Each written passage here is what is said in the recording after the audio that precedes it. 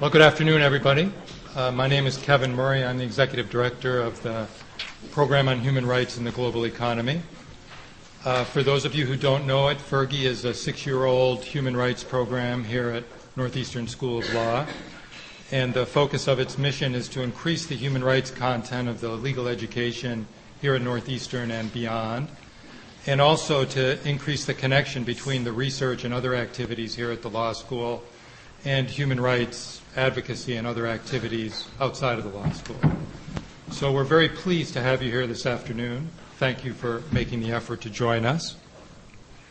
I have the privilege of moderating this first panel of our annual 2012 FERGI Human Rights Institute.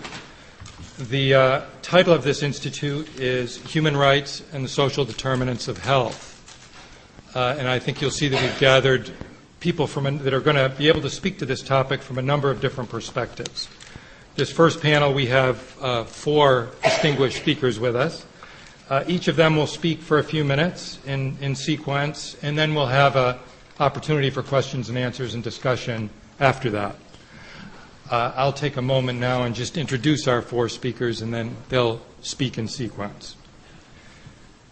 First of all, directly on my right is George Annis. George is the William Fairfield Warren Distinguished Professor and Chair of the Department of Health Law, Bioethics, and Human Rights of Boston University School of Public Health. He's also a professor of the BU School of Medicine and at the School of Law. Tried to say that quickly a couple times. He is the co-founder of Global Lawyers and Physicians, a transnational professional association of lawyers and physicians working together to promote human rights and health. He graduated from Harvard College, Harvard Law School, Harvard School of Public Health. How did you ever end up at BU? On this side. Harvard School of Public Health, where he was... Sorry, the dean was There he is. Not on my calendar, but that's good.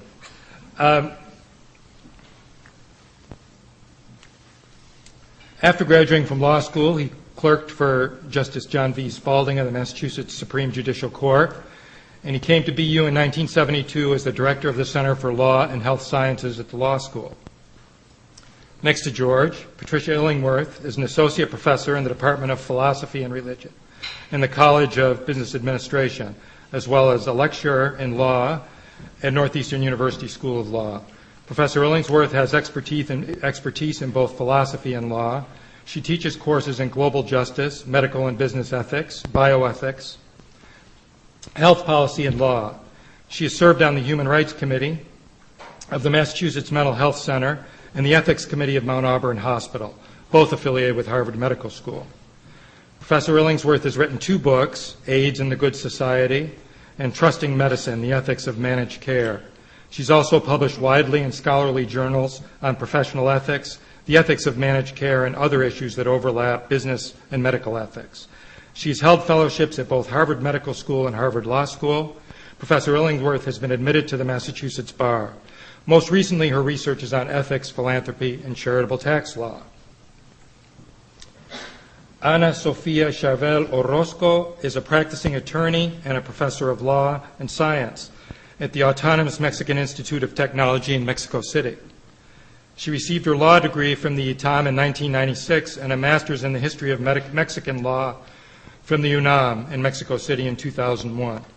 She's published widely on the relationship between healthcare and law in Mexico, including articles in Spanish entitled Law and Health in Mexico, Proposals for an Efficient Relationship, published in the Mexican equivalent of the AMA Journal, and The Right to Health as a Social Right, published in the Law Journal of her university, the ITAM.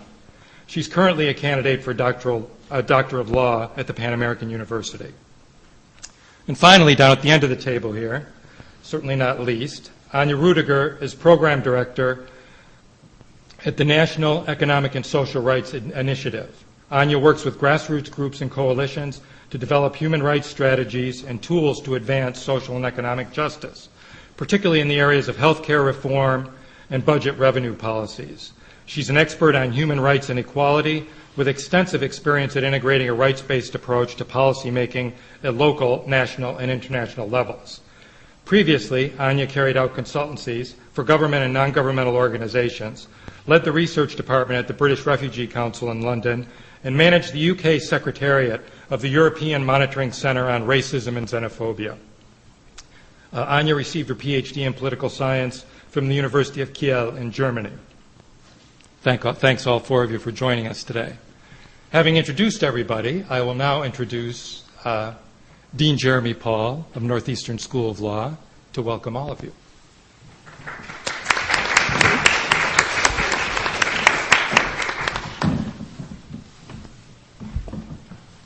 Well, thank you, Kevin. I can see I'm playing in a fast crowd here. Everything is right on time. It is a privilege, actually, to be here to welcome you to the. Did you give them the title already before I got here? Well, I was give it to again. That's all right. But the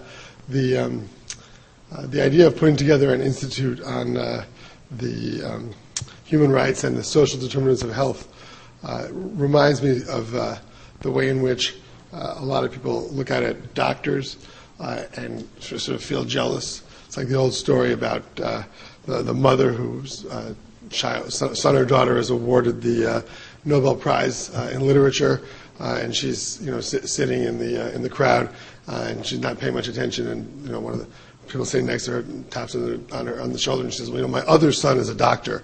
But what I particularly like about this event is that it illustrates the way in which actually doctors and people who work on public policy working together can have an enormous impact on individual health and on saving lives.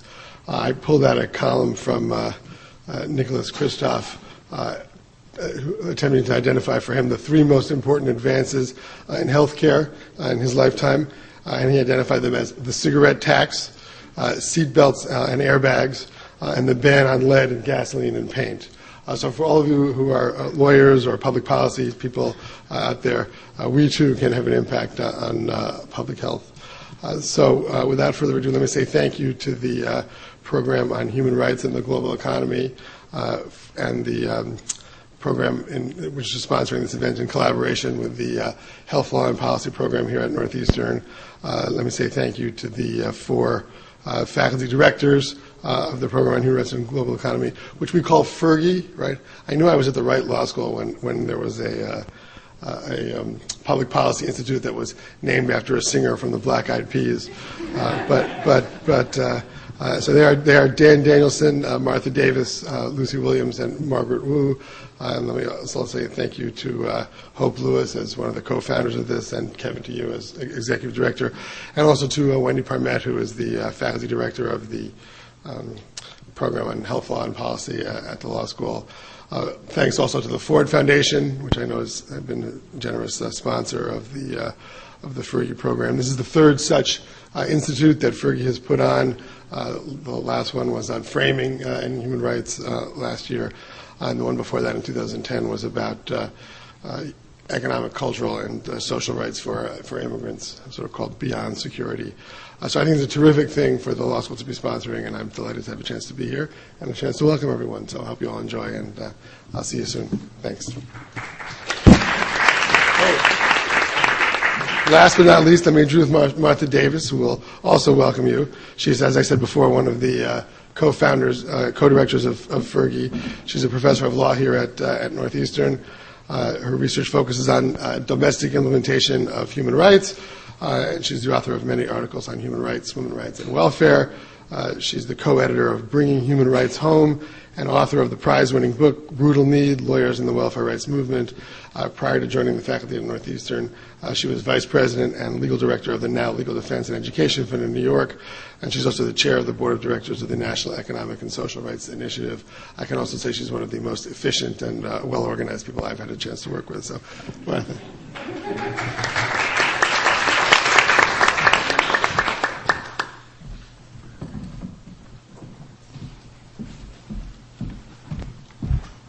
So thank you very much, and I'll try to set the stage, then we'll hear from the panelists who have already been introduced. So I want to, there'll be more thank yous later, but I want to join Dean Paul in thanking Wendy and Kevin and Sasha and others who you all have dealt with in registering for this event, and we'll have more formal thank yous later.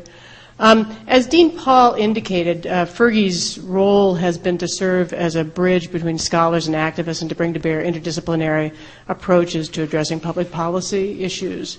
And there are many university-based human rights programs in the United States, but not very many that focus on economic, social, and cultural rights as we do. And it gives us a unique perspective on many of the debates in the United States.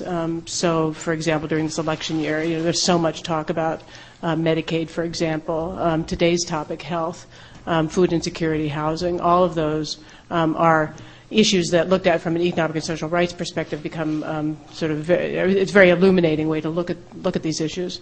In discussions of health in the U.S., the focus is often on the mechanics of the healthcare system itself. But public health specialists know that other factors, that is the social determinants of health, may play an even bigger role in population health.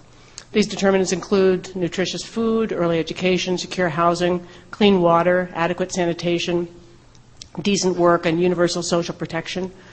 Universal and accessible health care is one of these factors, but only one. And we know that the U.S. track record on many of these social determinants of health is not as high and not as good a track record as we would hope.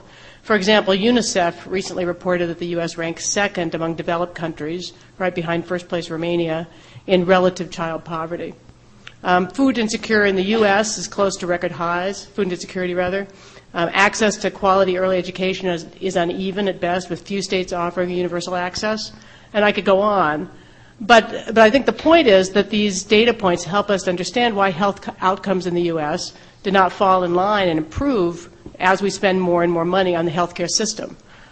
In the U.S., legal advocacy concerning economic and social rights, such as food, housing, education, water, sanitation, and work, has often been frustrated by our federal constitution, which grants rights to due process and equality, but not to a basic standard of living, not to basic food, not to basic housing. And as you'll hear from some of the speakers today, domestic advocates in the U.S. are increasingly turning to international human rights frameworks and mechanisms to press both the federal and state governments on a broad range of economic and social rights. Now, you might have noticed that economic, social, human rights sound a lot like the factors identified as the social determinants of health: housing, poverty, food, education. And it's our hope that with today's institute that we'll begin to make some concrete connections between these two conversations in the public health community and the legal community that have been happening somewhat at arm's length, and that will fully explore the scope of social determinants of health, but also that some light bulbs will go off in this room about how we can pair these concepts to create more powerful advocacy tools for health and human rights in the U.S.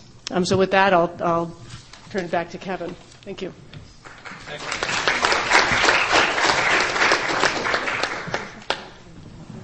Well, like you, I was so anxious to hear the speakers we have today that I couldn't even wait for the dean to get here to welcome you all, but that worked out. Thank you. I also want to remind everyone that Fergie, in sponsoring these, always requires, number one, the support of the law school in general, and always works in collaborations with other programs of the law school. And I think it's important to note that this one certainly could not have even begun to take place without the active collaboration in the design and organizing and presentation of the program of the law school's health law and policy program. So I want to recognize and appreciate that collaboration before we begin. Now, I'm sure you can all remember the long introductions I gave to each of our speakers some time ago. So without further ado, George Ennis from Boston University, please.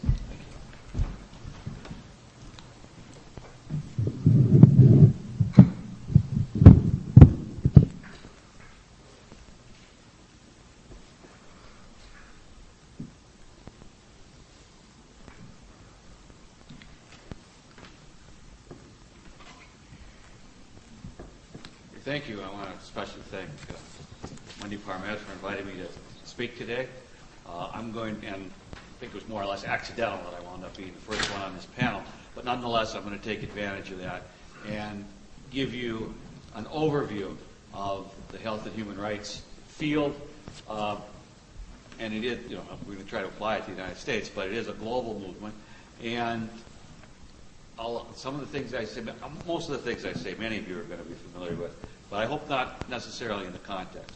The basic argument I'm going to make is that all human rights are interrelated. And it's a big mistake to look at just one or two all by themselves and try just to work on that. And I mean, if you can make an argument that the United States has always considered itself a leader in civil and political rights, and obviously not in economic, social, and cultural rights. But that, I'm no surprise to most people here, we've lost our leadership role there too. And this has had even more devastating impact on economic, social, and cultural rights. This I'm indebted to Harold Koh, current human rights expert at the State Department, who gave this talk 7 years ago, in 2007 I attended. And he says that there are 4 basic eras in human rights. And I actually found this persuasive, so I'm going to share that with you. The era of universalism, when the movement started. The era of institutionalization, from 1956 to 76. The era of operationalization, when we actually started getting organizations together that promoted human rights. Then he called the era of globalization, from 1989 to the present, which he had broken out into 3 areas. The era of optimism, from 1989, fall of the Berlin Wall, to 2001, 9/11. The era of pessimism, basically the Bush years, and the era of hope and change, which I put a question mark there, and we'll see. And then D, what's going to happen after next week, is a really important question. All right?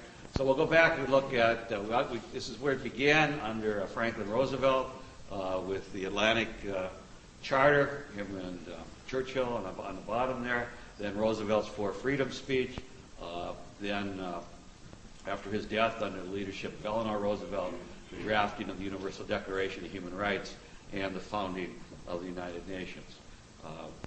That era ended with the fall of the Berlin Wall. This was a very, very optimistic time. Many of you can remember that. I mean, this was incredibly optimistic time because up till now, the world had been divided in this civil and political rights with the U.S. bloc and the Western bloc, and economic, social, and cultural rights in the Soviet bloc, and there was like nothing came in between. And this looked like a new era of human rights was coming.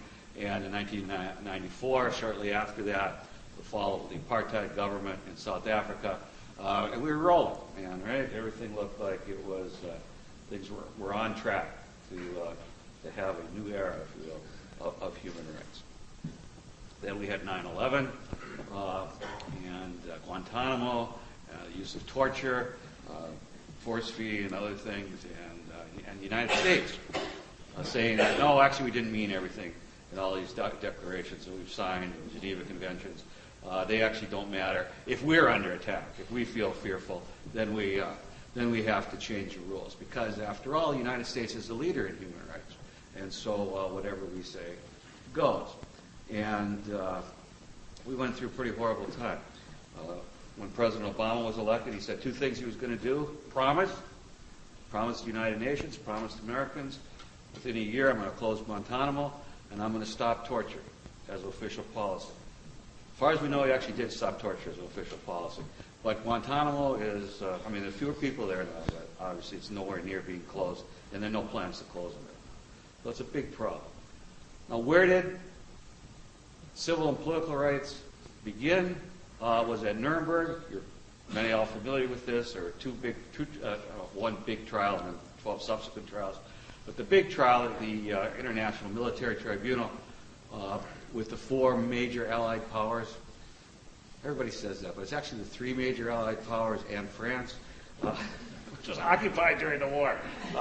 Anyway, they held the trial of major war criminals, and out of Nuremberg came the Nuremberg Principles, which you all know, even if you don't know them as the Nuremberg Principles, that there are such things as war crimes and crimes against humanity, that individuals can be held personally accountable for committing them, and that the defense, I was just obeying orders, is not a defense.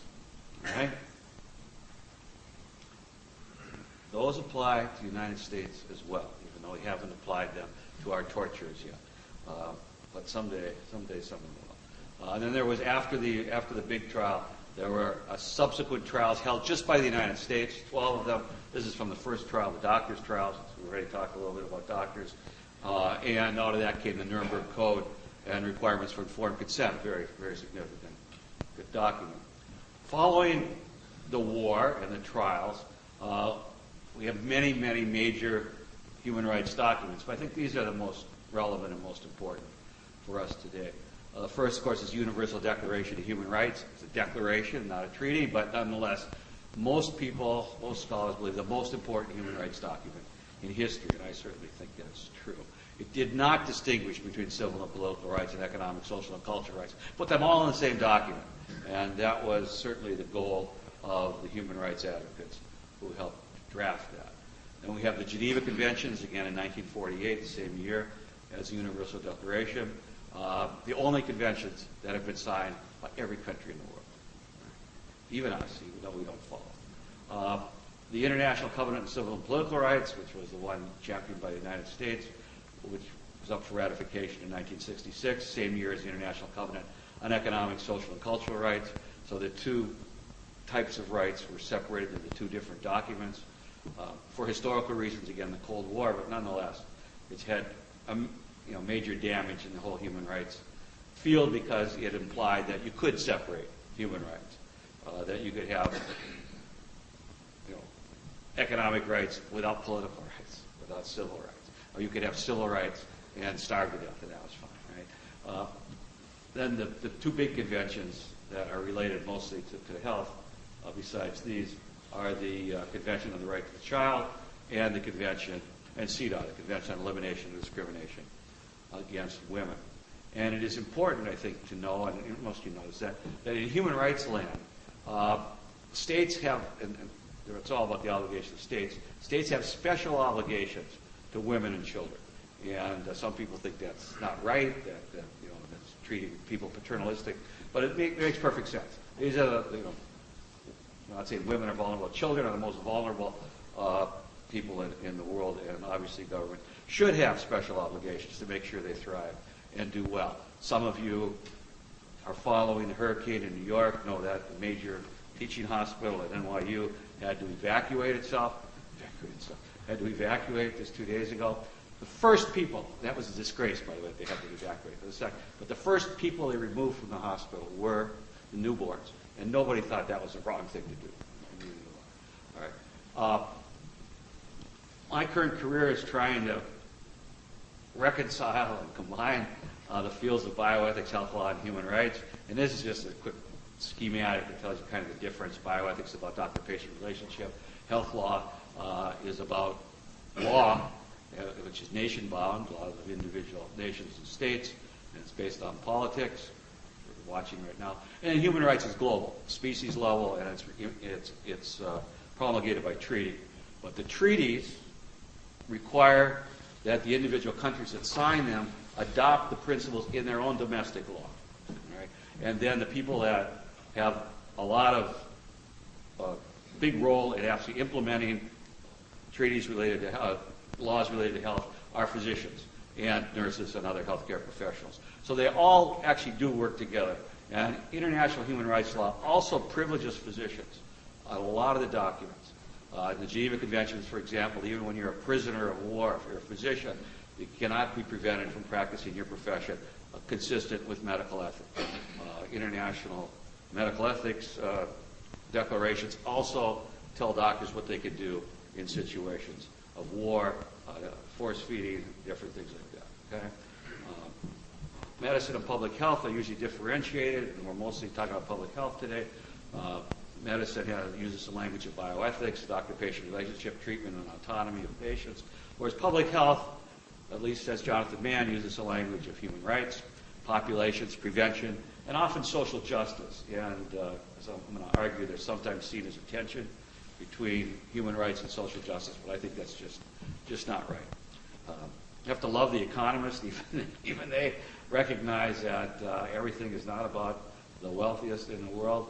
But they keep asking the question, do we really have to help the poor? Does inequality really matter? Is inequality all that bad? But again, even the economists, it's totally dedicated to market economics. says, yes, inequality can get too bad, and right now it's at the worst that it's ever been, the difference between the rich and the poor, and that actually governments do have an obligation to help the poor of the world. Right? Jonathan Mann, the late Jonathan Mann, a friend and colleague, was probably the most influential person in the world in starting the field of health and human rights, and in preaching what we're talking about today, that the determinants of health are social. And Jonathan went beyond it. He said the determinants of health are social, therefore, basically public health is revolutionary. In order to change the determinants of the society, you have to change the society. And that's our goal. Jonathan was very clear. That's our goal as public health professionals, to change society so that the determinants of health are available to everyone. We've heard what they are already. They're not just health care. Health care is like real important, but it's just part of this giant package of food, clean water, sanitation, housing, education, the determinants of health. And if you have any trouble seeing them, just take a look at what's happening in New Jersey and New York and what are putting people at risk, what people need just to continue to live and survive. Those are what they need to be healthy as well. The health and human rights movement is based on the notion that all human rights are interdependent, as Jonathan would say. Health and human rights are inextricably linked. Right? You really can't be healthy without having human rights. Human rights are universal. They're based on human dignity. They're actually enforceable. They include the right to health, but this is part of it. All based on the non-discrimination principle that all human beings are equal and cannot be discriminated against, and, as I said before, special obligations to women and children. Now, I don't want to say it's a big debate, a little bit of a debate. You hear it. Some people now are saying, well, human rights has kind of run its course. It didn't work. We got to do something else. We got to do social justice, which is sometimes seen as different than human rights. I think human rights is dedicated to social justice, among other things. But nonetheless, you hear that. Other people say we got to concentrate on bioethics. More people say we have to concentrate just on economics and efficiency in the market. And then, obviously, lots of people say, too, where really the basic support is politics. So I'm going to look at a couple examples, and then we'll wrap it up. Just to show how complicated it is. In South Africa, after apartheid, South Africa did what 80 other countries have done. They basically took the two treaties, the International Covenant of Civil and Political Rights and the International Covenant of Economic, Social, and Cultural Rights, and put them in their constitution, brand new constitution. All right? So they made all of the human rights, all the basic human rights, constitutional rights in their country. All right? Franklin Roosevelt wanted to do that in the United States, by the way. He wanted to have a constitutional right to health, Social Security, to jobs, to education, all the basic things. Okay? He obviously died before he was able to put that into motion. Well, 80 countries of the world, mostly the countries that have been created since the Universal Declaration of Human Rights, have put them in their constitution. So the people that say, well, human rights aren't really law, well, in those 80 countries, they're the highest law there is. Now, human rights also gives countries that don't have the resources to implement human rights immediately the obligation to progressively realize them, right? To at least have to have a plan to realize them and to move toward realizing them. South Africa is a classic example for a couple of reasons. One, they actually took it seriously and tried to make progress toward realizing the right to health, but there were some major problems. The president of the country for years didn't really believe in HIV/AIDS, so NGOs like the Treatment Action Committee had to take the country to court to try to enforce the right to health. When a drug company said that they would give nevirapine free to the women of South Africa, well, of course, there's no free lunch. You did have to have infrastructure to deliver the drug, and the government refused to take the drug. The Treatment Action Committee brought the case to court. The Constitutional Court in South Africa ordered the government to come up with a national plan to make this distribution work. All right? Did they do it? No, of course they didn't do it. Bottom line today, they have a great document, but have had lots of problems in implementation in South Africa, and there's really some danger that country is now losing losing ground. But it also illustrates another point, that in the world, power is no longer a monopoly of the states. Right? You all know that. No longer a monopoly of governments, even though major armies are still a monopoly of governments. But power and wealth is concentrated now in transnational corporations. Right? If we get rid of the top 10 countries, the next 100 are corporations in terms of annual revenues. So Kofi Annan recognized this, and he made a big movement to try to start a global compact where individual companies would agree to be bound by human rights laws. They're not. Human rights laws are written for states, right? For governments, not for corporations. But we have to figure out a way to get the corporations on board, or we're never going to get useful, long-lasting change in the world. Corporations are bound by these four things. Everybody is: crimes against humanity, war crimes, child labor, and non-discrimination. And we have found some success in enforcing them through the courts, even in the United States. Most famous case being the Pfizer experiments in Nigeria, where the Second Circuit Court of Appeals said the Nuremberg Code is now part of international human rights law and can be enforced under the law of nations theory in the United States courts under the Alien Tort Claims Act. Incredible case. Didn't go to the U.S. Supreme Court. Not sure how this U.S. Supreme Court would rule. Just as happy it didn't go there, actually. Well, we talked about Guantanamo already. But the point again, that's to remind you, is that we're no longer the leader of the world in civil and political rights. And if we don't take our own civil and political rights seriously, we're certainly not going to take economic, social, and cultural rights seriously. So we've got to get that straightened out. And this is kind of the world symbol of the United States now, are the drones. And it is a continuous scandal that the president will not release the documents which justify, or he believes justify, under international human rights law, they're written by Harold Koh, the use of drones. We'll talk about that later. But it's had major implications. The Taliban, do we care what the Taliban says? No, they're not human rights people. But they have said they're not going to permit polio vaccine in Pakistan until we stop using the drones. Well, that's an empty threat. They're not permitting polio vaccination anyway, since the killing of Osama bin Laden and our use of public health workers to try to get his identity straight. That was a big mistake. The Taliban has never been a favorite of human rights people. My friends at Physicians for Human Rights, before the Afghanistan war, did this study of the Taliban and their war on women. Again, point, not to overemphasize it, in human rights land, governments have special obligations to women. Women equality is not negotiable. All right, and even in pre-war Afghanistan, insistence had to be that women get treated decently. They don't, obviously, in either Afghanistan or in Pakistan.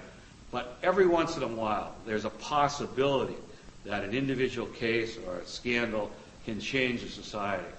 God knows whether Malala is the case, but it may be. I mean, she was, as you all know, a young woman, 15-year-old, who was an advocate for women's education, which almost everyone agrees is the key to educating young girls, is the key to the future of the world, but also of health. They tried to kill her, tried to assassinate her. She was severely wounded. They tried to kill her again, but she was successfully transported to England, where she's being treated right now. Her case could be a cause célèbre. It's a cause célèbre in Pakistan now, and it could help move that country to women's equality. I really actually think it could. And that's the way human rights works. It really is based on horrible events. I mean, nothing as horrible as the Holocaust or World War II, but that's the idea. Out of horrible cases come human rights, and it could happen in Pakistan as well. It could even happen in the United States. I'm not as, I don't want to say I'm pessimistic about the United States, but the United States has now set many records. We heard some records about poor children and nutrition in young children. We now have more prisoners in our jails than any country in the world, by numbers, and more people per capita, obviously, since we're a smaller country than any other country in the world. We're number one. It's the first time we've ever been number one in this. We used to be proud of saying, how we castigate the Soviet Union, when there was a Soviet Union, for the gulags and the horrible prisons they had, and China, how awful they are on human rights. Well, we're now number one, so we can't castigate them anymore. And that's a major scandal. As bad as that is, and I'm just going to quit down so I don't move forward. As bad as that is the U.S. Supreme Court, which the week the Affordable Care Act was heard by the U.S. Supreme Court, the U.S. Supreme Court ruled that routine strip searches for everyone arrested in the United States, even for a traffic violation, are acceptable under the Fourth Amendment. No problem. That's a reasonable search. Routine strip searches are reasonable? Is that possible in the United States of America? I mean, we've just taken what's left of the Fourth Amendment, right, and thrown it out. But basically, we've been doing this routinely. We've taken whatever's left since 9/11 of civil and political rights and gotten rid of them. So it's an open question whether the United States, we know we don't take economic, social, and cultural rights seriously, but I don't believe we take civil and political rights seriously either. This is a big problem, and the bigger problem is, I want to say nobody, but nobody seems to care. There's no outrage over this case, the Florence case, that I've seen. Everybody thinks it's fine. On the other hand, every once in a while you get a success, and this is Harold Koh, obviously our Assistant Secretary for Human Rights, bringing back the blind Chinese dissident after Hillary's trip to China. So sometimes we get a success. It's symbolic and it's real. So I'll just close with the notion that I think human rights is really, really important, but it doesn't happen by itself. It requires broad political support in a democracy, and it requires governments to be criticized, including our own government, when they fail to follow basic human rights doctrine. Thank you very much.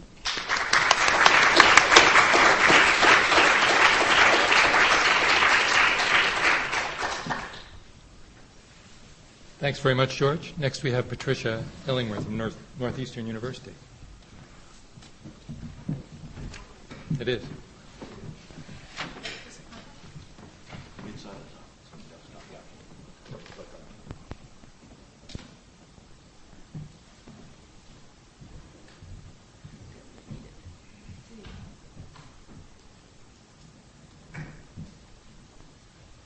Do you know how to do that?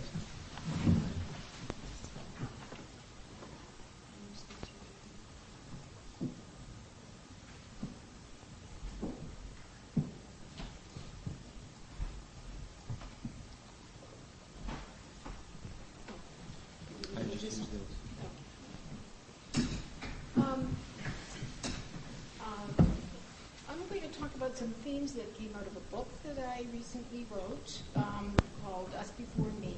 And basically what I'm going to suggest is that if we treat the concept of social capital as a moral concept instead of just as a social science concept, that we can increase it, that it can flourish, and because social capital is important for health, that it's an important social determinant of health, we can also improve health. And then I'm going to say a little bit about understanding health as a solidarity right. So one of the problems with social capital is that it can be defined in many ways. There are different kinds of capital, physical capital, which is something like this computers, physical objects that increase value, human capital, skills and talents that improve value, and financial capital, investments that create value. Social capital really underscores the idea that social relationships have value. And I choose a definition that came out of something called the Sarkozy Report a few years ago that was authored by Amartya Sen, Stieglitz, and Jean-Paul Frétouzy. And basically they define social capital as social networks and associated norms of reciprocity and trust. And the emphasis they have on reciprocity is really what's called generalized reciprocity, which is a willingness to help and give to others without expecting immediate or direct reciprocation. Social capital benefits the people who have it, it benefits the communities that they live in, and it benefits communities connected with them. One good example of social capital is Neighborhood Watch. There you see people participate in watching the neighborhood, making sure that it's safe. They can report harms to the community. And what you see is that the people who actually participate in Neighborhood Watch are not the only ones to benefit, but the community at large benefits. And so social capital, some social capital at least, is also a public good, and it has these kinds of public good qualities. It's non-excludable, which means that we can't exclude people from benefiting from the from social capital, and it's non-rivalrous in the sense that my use of social capital does not exhaust it. Well, what that means really is that social capital isn't effectively distributed through the market. Social capital is a social determinant of health, and it also is implicated in a number of the other social determinants of health. And as you know, there's a long list of social determinants of health, but social exclusion is one social determinant of health. Inequality is another, and in a sense, we know that where social capital is low, also where there's a great deal of inequality. Where social capital is abundant, people tend to give more to communities and philanthropy is up, so poverty is down. Places of employment are good sources of social capital when they're run effectively, and social capital can alleviate stress. So there are many ways in which social capital overlaps with the social determinants of health, in addition to being one itself. Despite the benefits of social capital, the normative system that we have really, our predominant norms are not norms that contribute to it. So we are really, we sort of have norms of self-interest, individualism, me first. And those clearly aren't going to be conducive to social capital. But social capital is not purely a good thing. It has what's called a dark side, and that is to say that people tend to make choices about who they spend time with and who they have social relationships with on the basis of what's called homophilous preferences. That is, they like people who they see as just like them. And so that's been observed with respect to race, gender, socioeconomic, religion, and just many, many facets. So that means that a lot of social capital can exclude people, what in the social capital literature is called bonding social capital, and it leads to a kind of tribalism and kinship. And given the value of social capital, that can mean that some people experience what's called network poverty. In part because of the norm of self-interest and the collective, the public good qualities of social capital, people may be reluctant to contribute to it because others can benefit from it. So social capital has this free rider problem, which means that it will decline to some extent, at least not flourish. So things that are not delivered well through the market, and such as public goods, often can be managed more effectively through norms and law.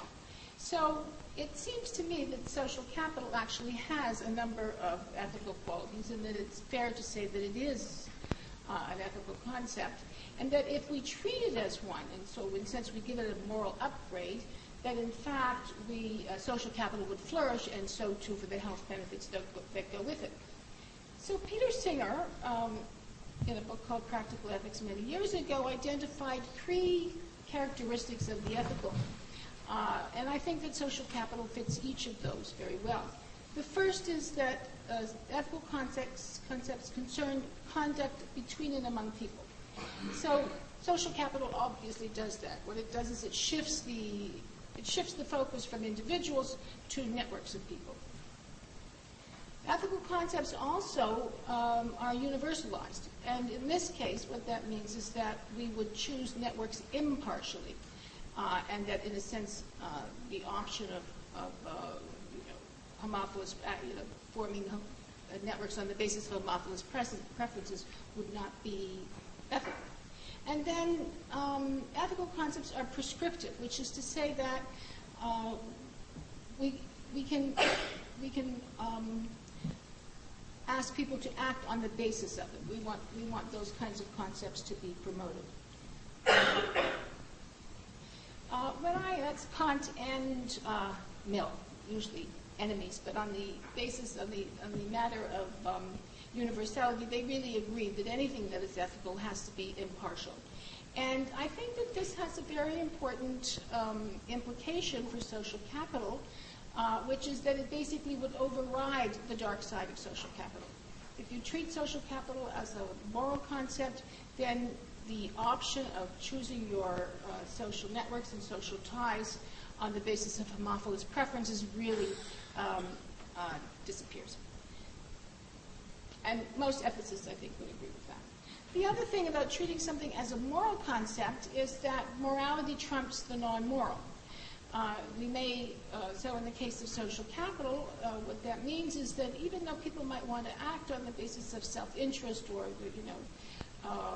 and not contribute to social capital, that would be a non-moral preference. And if social capital were treated as a moral concept, then they would be obligated to do it, just as they're obligated, for example, to tell the truth, even though they might like to lie. The other important thing about treating social capital as a moral concept is that we basically put it into the choice architecture. And by doing that, again, enhance the likelihood that people will make choices on the basis of it instead of on the basis of self-interest. So this little book, Nudge, by Thaler and Sunstein, sets out a model basically suggesting that where you place things, for example, if you put healthy food at the front of the cafeteria and you put unhealthy food at the back, people will make choose the healthy food. Well, it's the same with moral norms and laws. If we make some norms prominent, people will choose those. And so by really converting social capital into a moral norm, we put it in the choice architecture. Now, if you take social capital as an ethical concept, it seems to me, and you have this obligation to universalize it, it seems to me that we then would have global social capital as well. And a lot of people are skeptical about the possibility of global social capital because of the problem diversity has for social capital. But again, if you treat it as a moral concept, you really don't have that problem. And I think, in addition, when we actually look at the world and we think about it in terms of the definition of social capital that I gave, it's pretty clear that there is a lot of global social capital. So, for example, we need norms and networks. The networks are clear. We have global governance networks, civil society networks, transnational business networks, immigration flows, and financial and cultural flows. And we also have networks of trust and reciprocity. And indeed, we have networks of the favored kind of reciprocity, norms of the favored kind of reciprocity, this generalized reciprocity. So, for example, international service, where people go to help people in other countries, really is a generalized reciprocity. There's no expectation of direct reciprocation. Social enterprise, also businesses oriented towards helping people in developing countries and not towards profit. Global philanthropy, the same kind of thing. Organizations like Doctors Without Borders, and then the Twitter revolution, where Americans and all over the world actually sent alternate IP addresses to Iran, basically a kind of activism. Again, it's a generalized reciprocity. So I think that I think social capital is a moral concept, and I think moral concepts like the law are dynamic; they can change. We now have a sort of green ethic, and I think we could have an ethics of social capital. To some extent, that depends on how we treat it. But I think the other thing is, when we think about the social determinants of health, when we think about how important the social determinants of health are for health, we may want to reframe or at least supplement our understanding of the right to health and to include kind of solidarity right, to look at it also as a solidarity right. Now, these solidarity rights, which I actually learned about in the course of hopes, so blame her if you don't agree with it, these solidarity rights are hard to get some information about. But there is a document that I located from UNESCO, which sort of sets out the 3 generations of rights: first generation civil and political, second generation cultural, social, economic, third generation are these solidarity rights. And the idea of these solidarity rights is that they are based on the community, that they come to some extent from the inside, and that they can't be protected only through state action, for example. So this quotation here: third generation rights are predicated essentially on the notion of solidarity among people. Such rights, in that they reflect a particularly human conception of community life, can as a result be achieved only through the joint efforts of all those representing social interests involved. So some of the rights that have been identified as solidarity rights are the right to self-determination, a right that belongs to peoples and collectives, the right to development, again, is something that not individuals can hold, but the collectives need to hold. The right to peace is the right of not even nations, but of peoples. The right to healthy environment, similarly a right that belongs to all peoples in the world, and really is a good example of why, in order to have a healthy environment, the community needs to cooperate. We all need to change our behavior. It's not something that can come from the outside. So the question is, does it also make sense, in light of the important role of the social determinants of health, to think about health as a solidarity right?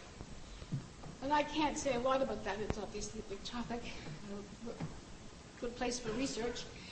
But the Institute of Medicine says, you can find these things in a lot of different places, but they say the public's health can be achieved only through collective action, not through individual endeavor. Acting alone, persons of means may procure personal medical services and many of the necessities of living, yet no single individual or group can assure the conditions needed for health. Meaningful protection of the population's health requires communal effort. Again, suggesting that this is really a solidarity right more than it is, or at least in addition to being a social, cultural, economic right. What would it mean? I think understanding the right to health as a solidarity right has some explanatory power that doesn't exist with understanding it as a social, cultural, economic right. So, for example, the right to health would impose obligations on many entities if it were a right, if it were a solidarity right. That would just follow automatically. It would impose obligations on nations, pharmaceutical companies, transnational organizations, civil society, community, individuals, philanthropists, and probably more. Now, already with some of the work that Paul Hunt was doing on pharmaceutical companies, we could see these steps being taken with the right to health and making other kinds of entities responsible for it other than the state. But that may be more of a stretch with second-generation rights than it would be with solidarity rights. So solidarity rights seem to have more explanatory power with respect to who we want to hold responsible for health. And the last slide. I think that if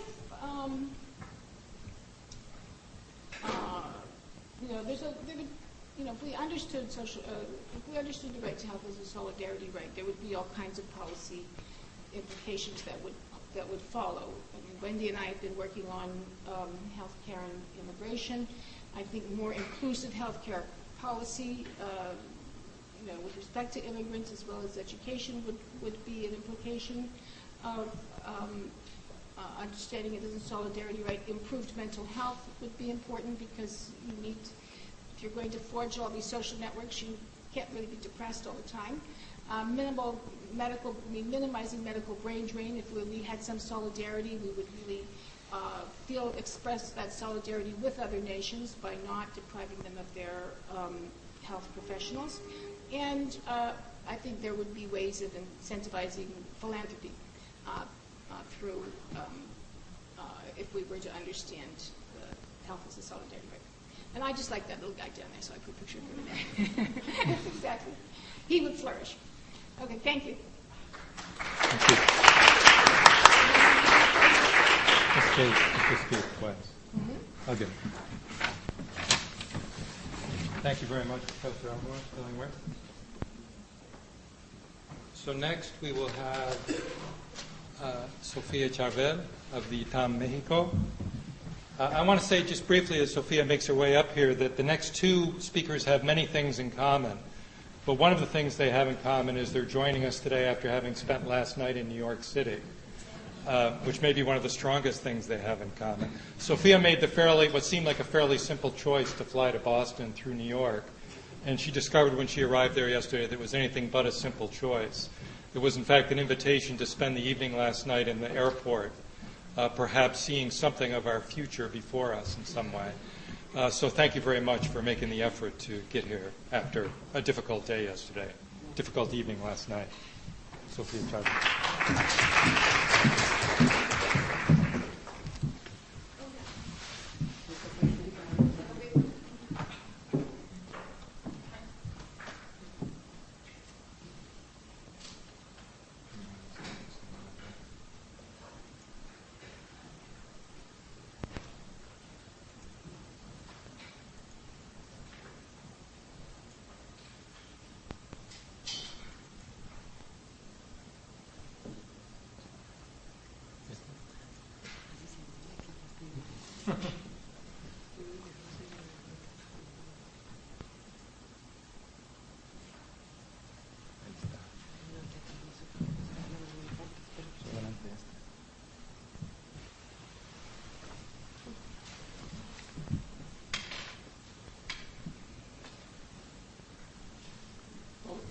Good afternoon.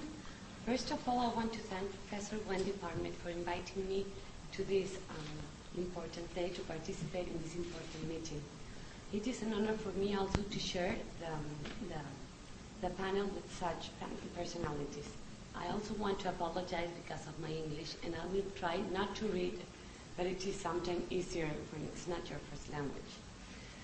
In Mexico, I direct a health and law program, and it is mainly focusing in the legal analysis that takes a human rights perspective to improve health policies. But in Mexico, it's not very common to have things that are done with health that you work them like in an interface of other disciplines, like health issues are for doctors. And we really just have like two programs in Mexico that try to link law and public health. So I really have the honor to have one of those programs. Today, I will speak about cases of Mexico and our legal frame that treats human rights. It's very different from what you have, but I am convinced that forums like this help us find better ways to attend to health issues at home. If we read the Mexican Constitution, particularly the first chapter, which is called Human Rights and Their Guarantee, what we find is that Mexico is a country that gives full human rights protection to every person in its territory. And furthermore, these rights are not only recognized, but they are fully protected and guaranteed judicially and by every other authority level, federal, local, and municipal. Let me explain you a little bit about this. In June 9 of 2011, our Congress approved by a really big majority the revision of the Constitution that expressly recognized the human rights in the Constitution. And then, since this reform, the human rights and international treaties containing rights have constitutional rights.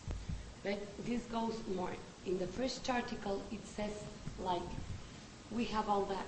We recognize all the human rights we have in the Constitution and in the international treaties that Mexico is part. So this means not only in the international treaties of human rights, in every international treaty that Mexico is part, and that we can think it has a human right, then our constitutional will recognize it. So recognize and explicitly states such recognition and protection of the human rights. But which human rights are protected? According to Article 1, not only those explicitly recognized, but, as I said, all the ones that are in the international treaties. And we have a lot rights established in our Constitution. It's like a very big list, but not discrimination, health, education, right to nutritious food, housing, potable water, freedom of speech, between others. Human rights are protected because that says our Constitution. In our constitutional system, rights are not only recognized because the Constitutional says we will recognize, but are fully protected and guaranteed judicially and by every other authority level, federal, local, and municipal. Then, if we see this in our Constitution, we can think that inequality among individuals should be minimal and health outcomes should be positive. But let me show you some numbers that I have. But before, it's very important to say that also about the protection that we have in our Constitutional, we have to follow the principles that were included in our Constitution of universality, indivisibility, and progressivity to prevent, and then the authority also has the obligation to prevent, investigate, and punish and repair any human right violation in accordance with the law. So if you listen to all this constitutional reform, I think that the right place to live is Mexico, because all the rights you have and the protection and the guarantee and the recognition. But then the distribution between the constitutional norm and our human development level in health, it doesn't make any accordance with the constitutional rights we have.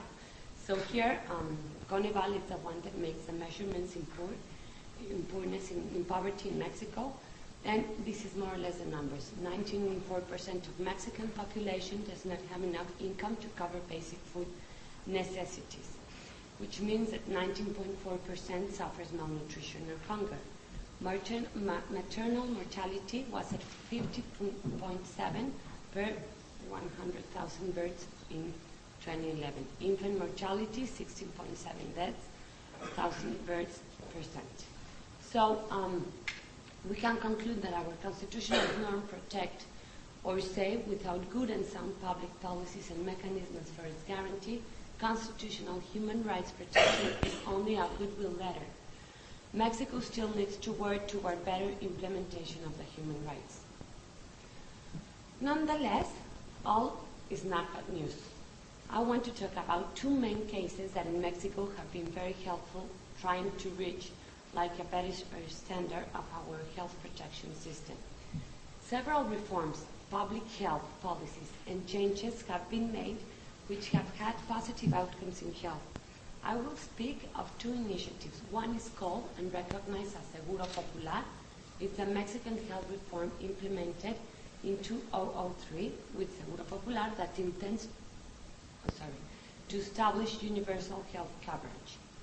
The overall goal was to provide access to an explicit and comprehensive package of essential health services and specialized interventions associated with specific diseases and health conditions to 50 million Mexicans who had previously been excluded from public social insurance. And the other is a national agreement the National Alimentary Health Agreement. This is a public policy to address obesity with three main goals: revert the obesity, stop the growth and prevalence of obesity, and let's accelerate in adult population the obesity. Seguro Popular was a solution given to grant poor families with no social coverage, with good quality level health protection services. In 2012, 9 years after it was created, it achieved universal coverage. And even though in reality the evidence does not prove this kind of governmental position, specialized researchers said that we are still missing 20% of our population to achieve full coverage. As April this year, more or less 52.6 million Mexicans previously uninsured were incorporated to Seguro Popular. The World Health Organization defines universal health coverage as the access of all people to comprehensive health services at affordable cost and without financial hardship through protection against catastrophic health expenditure. With Seguro Popular, Mexico has really advanced in universal coverage, and it has three components. All people have access to health service funded by publicly organized insurance, and that's true. Regular access to a defined package of health services, and system that guarantees to all on an equal basis the maximum attainable health results. But, it has proved, and it has very good outcomes, for example, that improvement in maternal mortality and mortality in children younger than 5 years have been larger for the previously uninsured than for Social Security beneficiaries. Mortality in children younger than 5 years fell by 11% for the population without Social Security, compared with 5% for those with access. And then there are the numbers also for maternal mortality.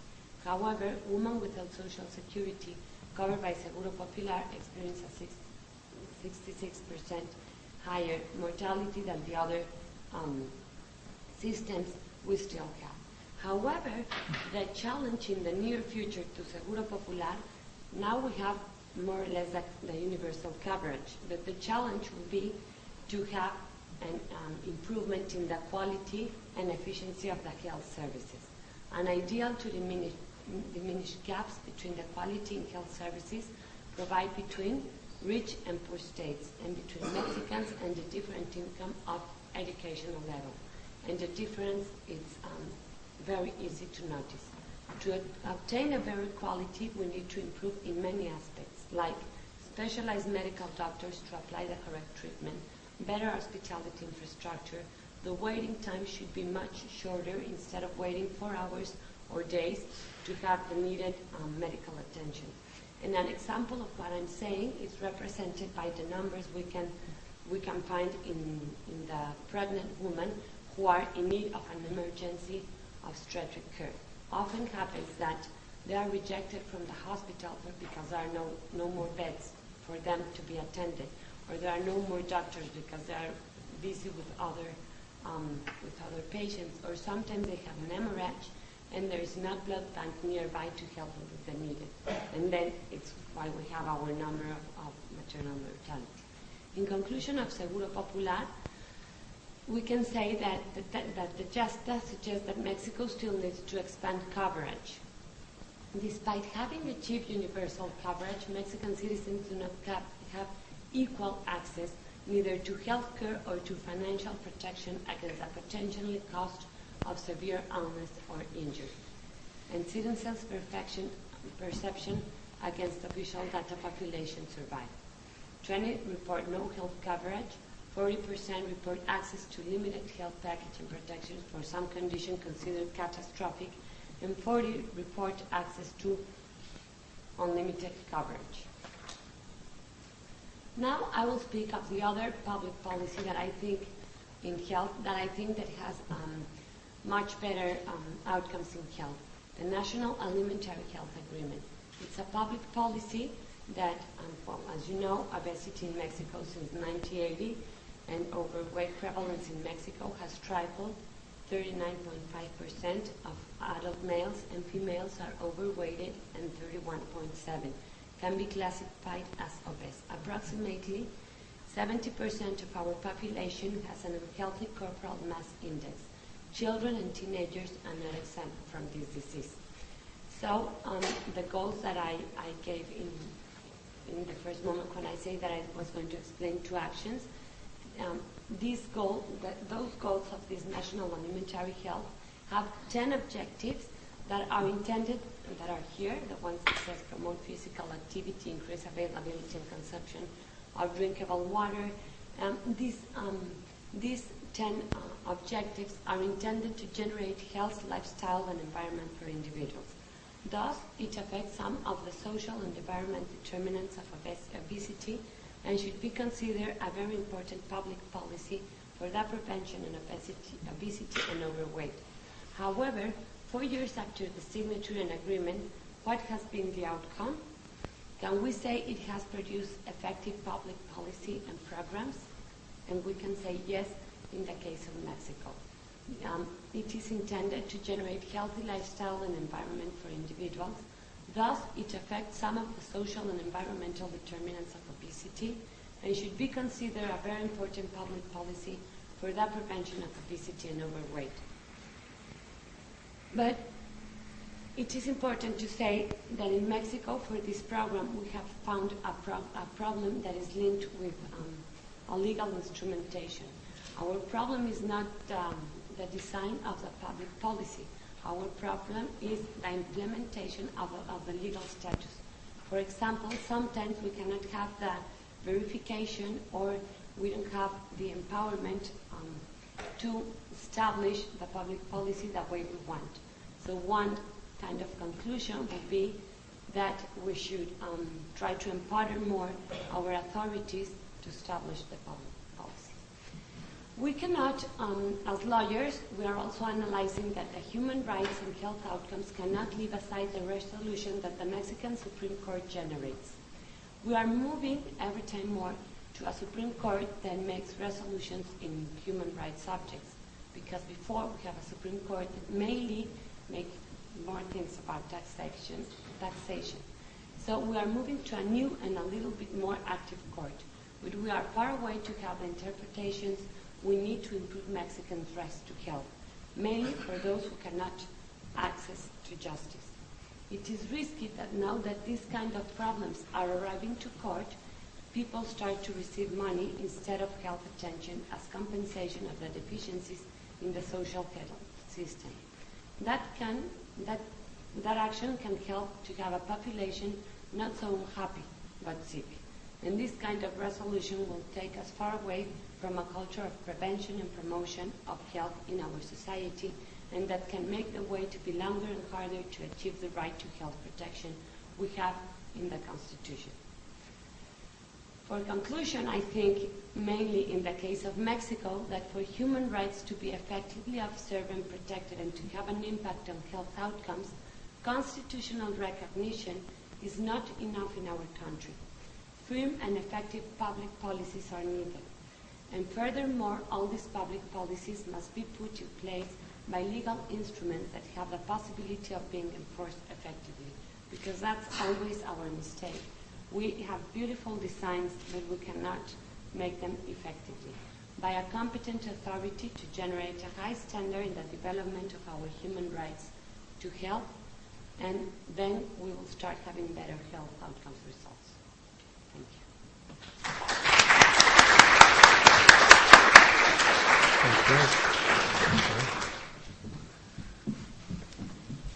Well, thank you all, and thank you, Sophia.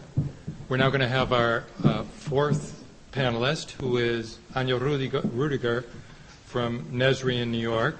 And as I said before, she spent last evening in New York because that's where she lives. And as of 6 or 7 a.m. this morning, there was certainly no certainty that Anya would be able to get out of New York. She found her way, I believe, to Chinatown, and one way or another managed to get here. So we're very happy that you're able to do that, and thank you very much for making the effort to join us today. Thank you so much for giving me refuge here from the disaster zone that is New York. I really appreciate it. Not straightforward. It's okay.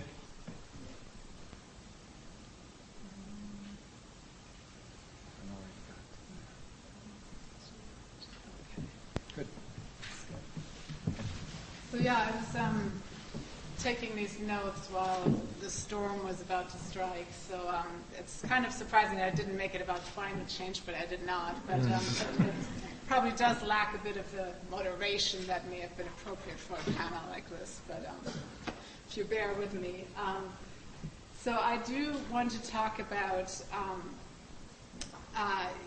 how the human rights approach can help us look at the social determinants of health a bit differently.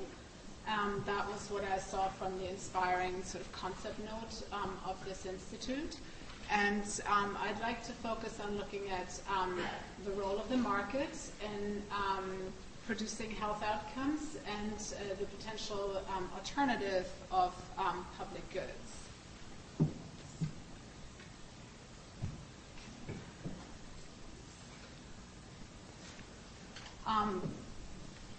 as you heard from Martha in the beginning, there is a huge overlap between economic and social rights and the social determinants of health. And I would kind of like to use the human rights approach to see, to drill a little deeper and see what determines the social determinants of health. So, or in other words, what are the root causes? What are the root causes of inequities and social injustice? And then what connects the different determinants and the different rights? Again, rights are indivisible, and so I would argue are the various factors that we call social determinants of health. And then what connects the struggles against the specific injustices? We have struggles for the right to health, the right to health care. We have struggles against poverty. We have struggles for housing rights. So, you know, the human rights framework can provide a common linkage between those struggles. And finally, what is our vision for a society that achieves health for all?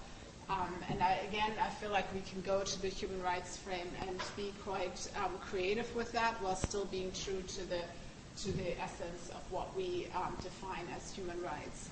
And I'm not promising to answer all of those questions, but I just wanted to take those as a springboard and go through some of the issues quite quickly to just see how can we look at things a little differently. So I'd like to look at what happens to health and what happens to human rights in the market. So I want to briefly look at all of the economic and social rights, healthcare, education, housing, work, social protection, food and water, and just want to give a quick sort of snapshot, what I think is what happens to these rights in the markets and what the health impacts are of that, before then drawing some conclusions from that. The photographs, by the way, come from a group that I work with in Vermont, the Vermont Workers Center, that's been leading a successful human rights to healthcare campaign in Vermont and is now broadening this to an overall campaign called Put People First, which is, for example, asking for a human rights-based budget and revenue policies. So just if we look briefly at the human right to health care, which is the field most familiar to me, and all my remarks are concern the United States. So healthcare here is obviously sold as a commodity. It's sold to those who can afford it, and access to healthcare depends on payment. Obviously, there are exceptions. There are residual public programs, but these are severely underfunded. And so the business model of insurance companies does depend on limiting or denying care. That's the way insurance works in general. In any field, you insure against something not happening. And if it does happen, the insurance company actually loses money. They didn't lose any money here over the past few years. Indeed, in 2009, the insurance companies made $12 billion profits. And I think it was the year before that 700,000 families went bankrupt despite most of them having insurance. So we have a system, a healthcare system in the United States that subsidizes market-based insurance companies to the detriment of people's health. There's widespread evidence internationally, most, I think, succinctly put by an UNRIS study about commercial healthcare systems having much poorer health outcomes than public health systems. In the U.S., again, you all know the facts. 45,000 people die each year just because they don't have any health insurance, not even taking into account any of the other factors. We have tremendous disparities between white people and people of color, African Americans and Hispanics, as represented here in the survival rate for cancer, which is much better for whites than for African Americans. If we jump to the human right to education, what we're facing here in education in this country is public schools are being closed or they're privatized. Public funds are, in fact, channeled toward privately run schools, which then further undermines the already fragile funding base of public schools, which are mainly funded through local property taxes, a very problematic funding model. Children are actually pushed out of school. That's usually part of part of the pressure on schools to stay very competitive, so children that are seen as not fitting into the mold are being pushed out. Fits also nicely into the sort of lack of attention to civil and political rights that George was mentioning earlier, in terms of being very, schools having become a very strict security environment. We can say that we have a two-tier system that quite effectively discriminates against students of color, with students of color always be found in the poorest schools, the least funded schools, the not well-performing schools, and many of them being pushed out of schools and actually landing in what we call the school-to-prison pipeline. Health outcomes, as you all know, are highly correlated with the education level. There's multiple theories as to why that is so. Suffice it to say that in the situation that I just described, children are denied their full development by either being pushed out of schools or relegated to underfunded schools, and a disproportionate number of children of color is denied access to quality education, even though education actually, among all the rights that I'm talking about here, is the only right in this country that is recognized as a public good, yet this is eroding very, very quickly. We jump to the human right to housing. Housing clearly in this country is commodified into real estate. It is traded in a stratified marketplace. Again, only people with a significant amount of money can actually afford comfortable housing, and then you have lots of different tiers depending on how much money you have. As the Special Rapporteur on the Right to Housing said, it's actually the financialization of housing that caused not just the housing crisis but also the economic crisis, and that this is a model that is entirely unacceptable for treating one of the basic fundamental human needs. In this country, we have huge public subsidies, actually, for housing, but they're mainly given for acquiring private property, for paying mortgages. So there's huge public monies flowing into that. So right now, I think the figure is about that public policies for housing is spending around 3 times more for private housing for mortgages than they spend for all affordable housing programs together, including dealing with homelessness and so on. We also have a big privatization push. More and more public housing is converted into private housing. Public housing management is being outsourced, and public land is being sold off to developers, and tax breaks are channeled to private developers. The health outcomes are also fairly clear. Housing is, again, very highly correlated with health. I think it's important to say that the housing crisis in this country right now is not a crisis of housing shortages, but a systemic neglect of people's needs. We actually have way more enough housing here. We have empty homes than people who need to be housed, and yet the market cannot match the two. So we have increasing homelessness and all the health impacts that come with poor and unsafe housing conditions, with foreclosures, with high housing costs, and housing clearly where you live really impacts all your other human rights very significantly. We look at the right to work, which we like to call the right to work with dignity, because in this country you can't even say right to work anymore, because that's sort of been co-opted by the conservatives.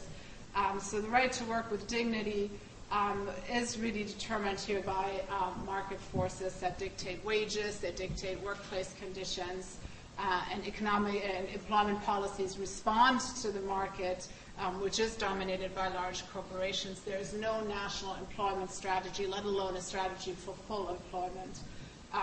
Corporations get away with treating workers as a commodity, and government policies distribute money to those corporations without actually regulating or monitoring them properly, including in the high violations industries such as agriculture.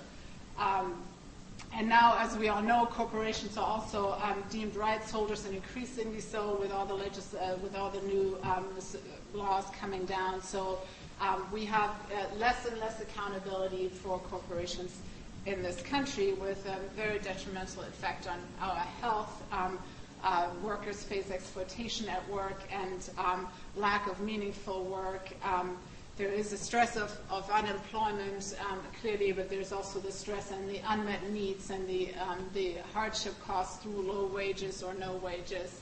And then even on the flip side, for consumers, we have eroding consumer protections due to the rights and powers of corporations.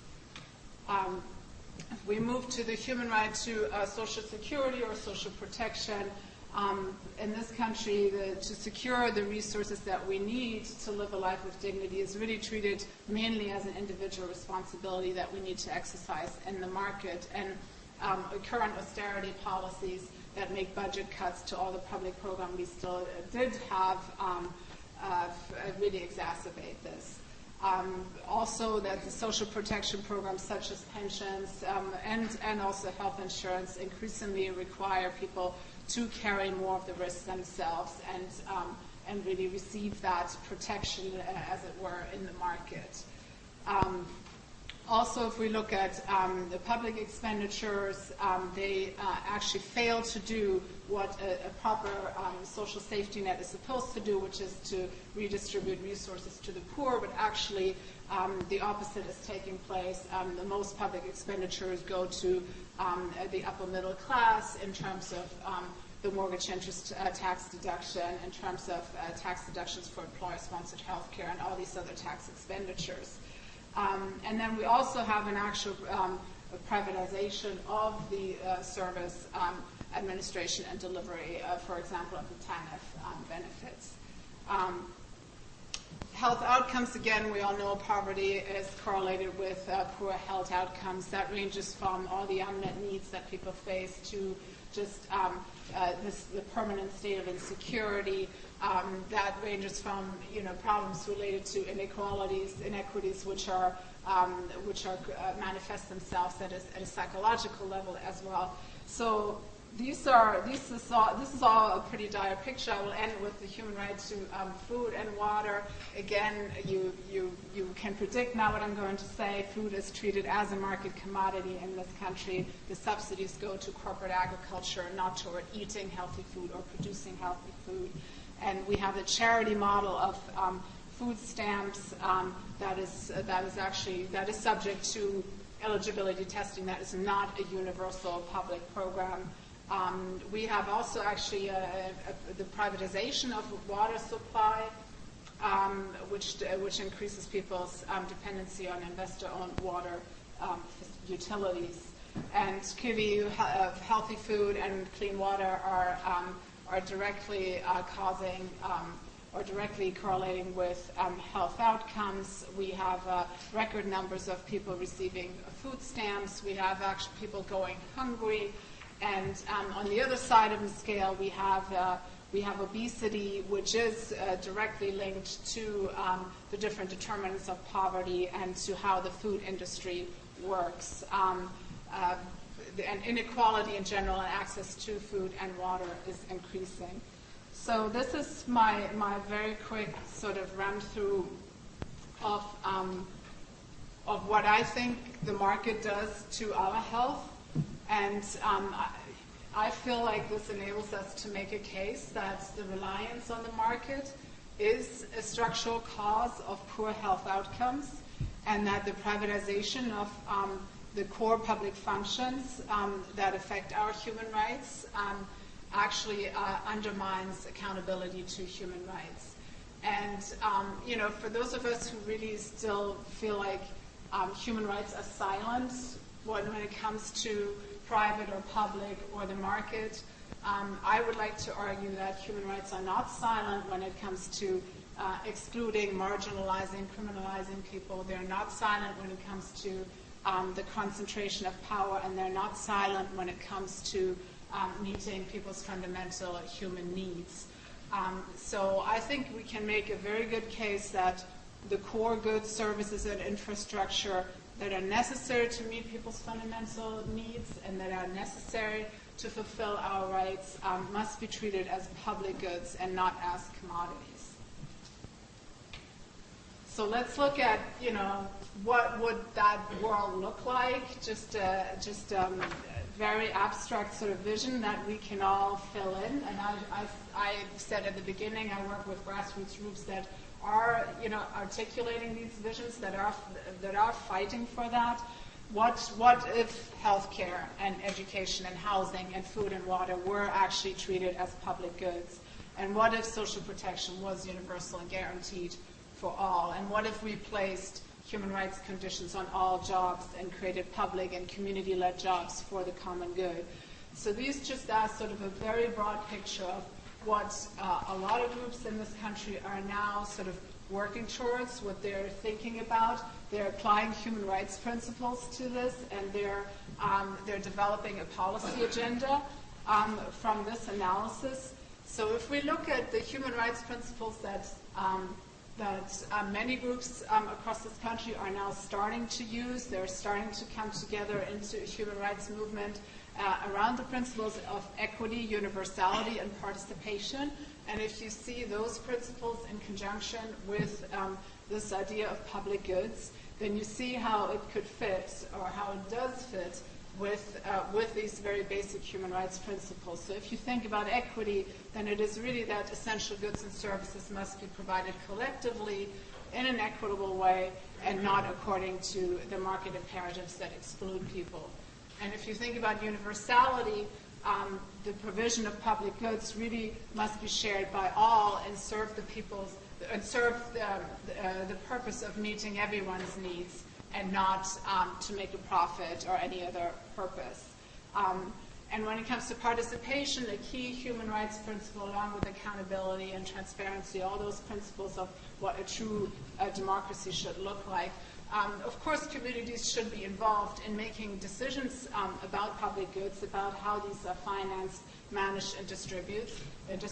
We don't want to go back to a status model as to where everything goes from top down. That is not the kind of provision of public goods we have in mind. This is a community-driven agenda. So when we look at making some of these points a bit more operational, what are groups now coming up with? How is this policy agenda for public goods emerging? I think the first point is sort of a negative demand, which is like stop funding those market approaches that have failed to meet needs. That includes all kinds of forms of privatization and some of these examples I gave. Secondly, and that is also related to the human rights budgeting I mentioned that's currently being advocated for in Vermont, we need to mobilize and distribute public funds and public resources equitably with the goal of meeting people's needs. And we need to provide equal access to universal public goods. And finally, we need to find better ways of holding private corporations accountable for protecting human rights.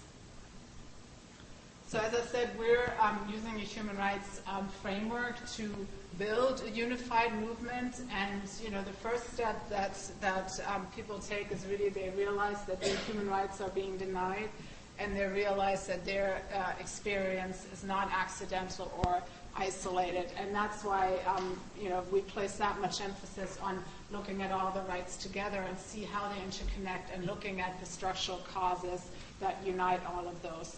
And we use human rights principles, and those groups use human rights principles in a variety of ways.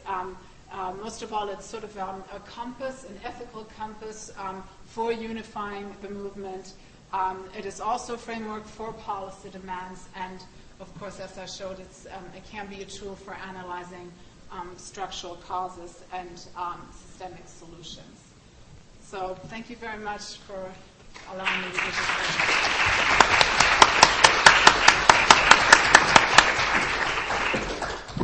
So I'll ask our panelists to join me up here again. We promised everyone an opportunity at the end for a little time of comments and questions for our panelists. We're going to deliver on that. Thank you very much for those powerful presentations, interesting and varied in their perspective. So we are going to open the floor for your comments and questions. We'd like to build a little community here as we do that, so I'd ask that you, with your comment or question, identify yourself and say where you're coming from.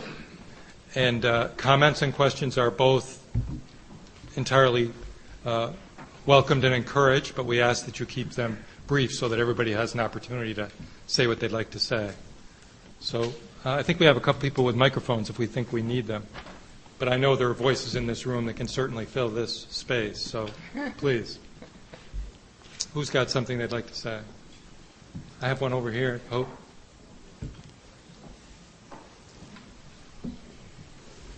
Thank you, and thanks to the panelists and all the organizers of this event. It's really wonderful to hear all of this, even with the bad news that's contained there. I wonder about two issues. One is discrimination or anti-discrimination, which, as you know, is relevant both to the civil political covenant and the economic, social, and cultural covenant. So discrimination in terms of identity, race, ethnicity, gender, sex, disability, LGBT status, et cetera. And if you're seeing disparities with regard to these social determinants of health. And secondly, to raise the specific question of the disabled population. Because, as you know, there is a Convention on the Rights of Persons with Disabilities. It tries to take a unified, interdependent approach to civil, political, economic, social issues without necessarily using a health model. It's moved to a social model as opposed to, people with disabilities being an object of health and health care and charity, as opposed to members of society that are should have access to all of these rights.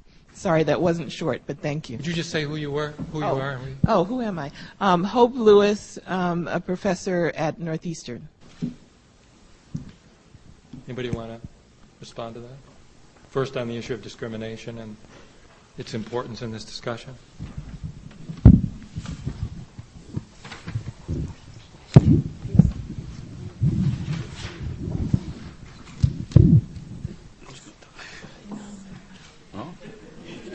I guess nobody. I mean, I think it's very important, and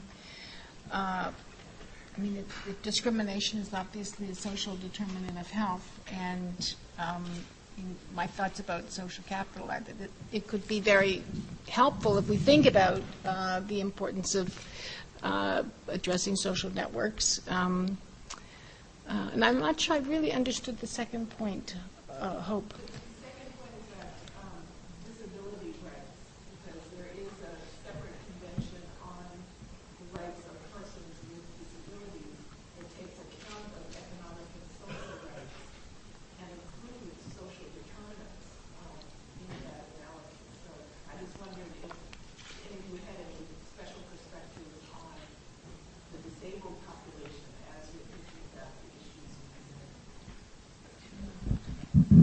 Yeah, thanks, Hope. I can sort of just speak from the perspective of the groups that I'm working with. And the folks in Vermont have formed strong alliances with the disability rights community. And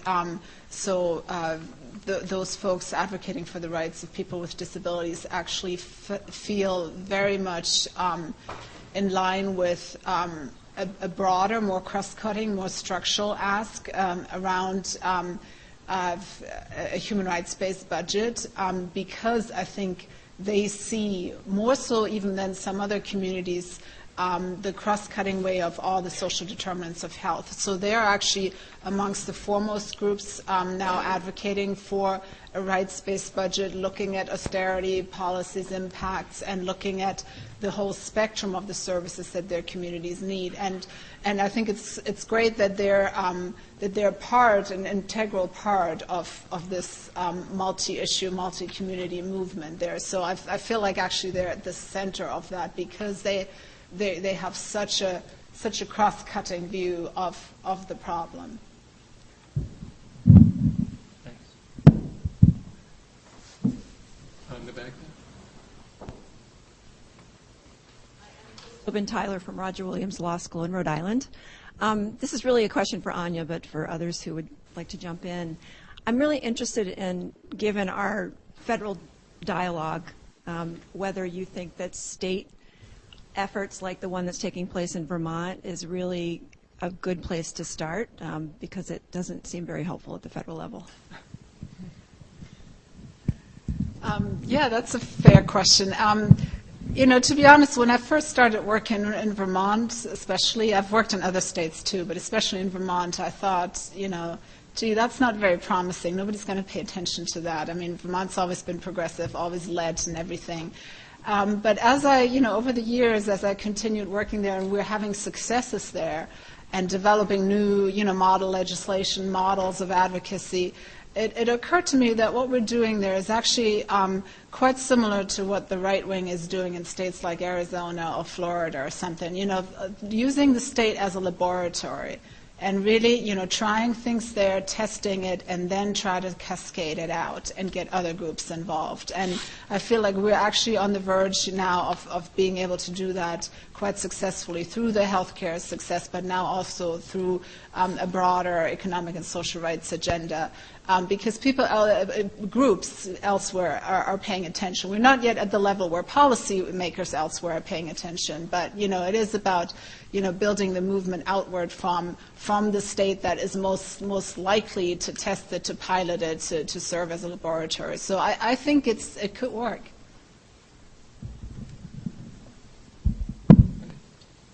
Thank you. I want to follow up on that question. This is Tanya, but inspired in part by what Patricia said. Patricia talked about some of the conflict between solidarity and monopoly, and you talked about the importance of human rights and non-discrimination and all these universal human rights, but at the same time working with small groups. But your last comment about right-wing groups and what's going on in Arizona, I guess, raises for me that tension, right? That when we're talking about bottom-up groups and grassroots activity, they are more likely than not, I think, in this country at this historical moment, to be pushing for market-based reforms or pushing certainly for austerity budgets, right? We've seen certainly, the Tea Party, the taxpayer revolt going all the way back into the 1970s. So I just wonder if you could talk about that tension, because solidarity groups, coalition groups, populist groups, groups that are politically active are often actually wanting to go in policy directions that seem quite distinctly different, divergent from those who are advocating. Can you say who you are before we get to Oh, sorry. Wendy Permit, Professor here. Patricia, any thoughts about that one, Patricia? Well, I think, one problem that's been pointed out about social capital is that you can have, some groups that have abundant social capital. It might be, for example, the Ku Klux Klan. And, so people have said to me, well, how could that be ethical? And I think, many moral concepts can be used for both good and bad. I mean, we have liberty is often used also for bad, but that doesn't necessarily take away from the moral quality of it. So, and I think when we actually treat social capital, at least as a moral concept, or solidarity, social cohesion, and then we have this requirement of impartiality that addresses some of those concerns, because if the Ku Klux Klan are not acting impartially, they're acting very partially. So that's one of the benefits, I think, of the ethical dimension.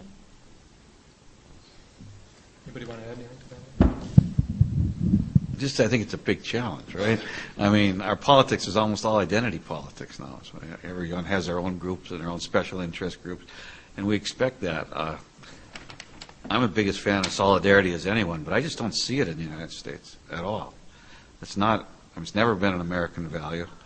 It should be. I'd like it to be, but I still think actually human rights has more of a chance to make it in America as an overall framework than solidarity does. Because at least human rights is American. We may not practice it, but we certainly preach it.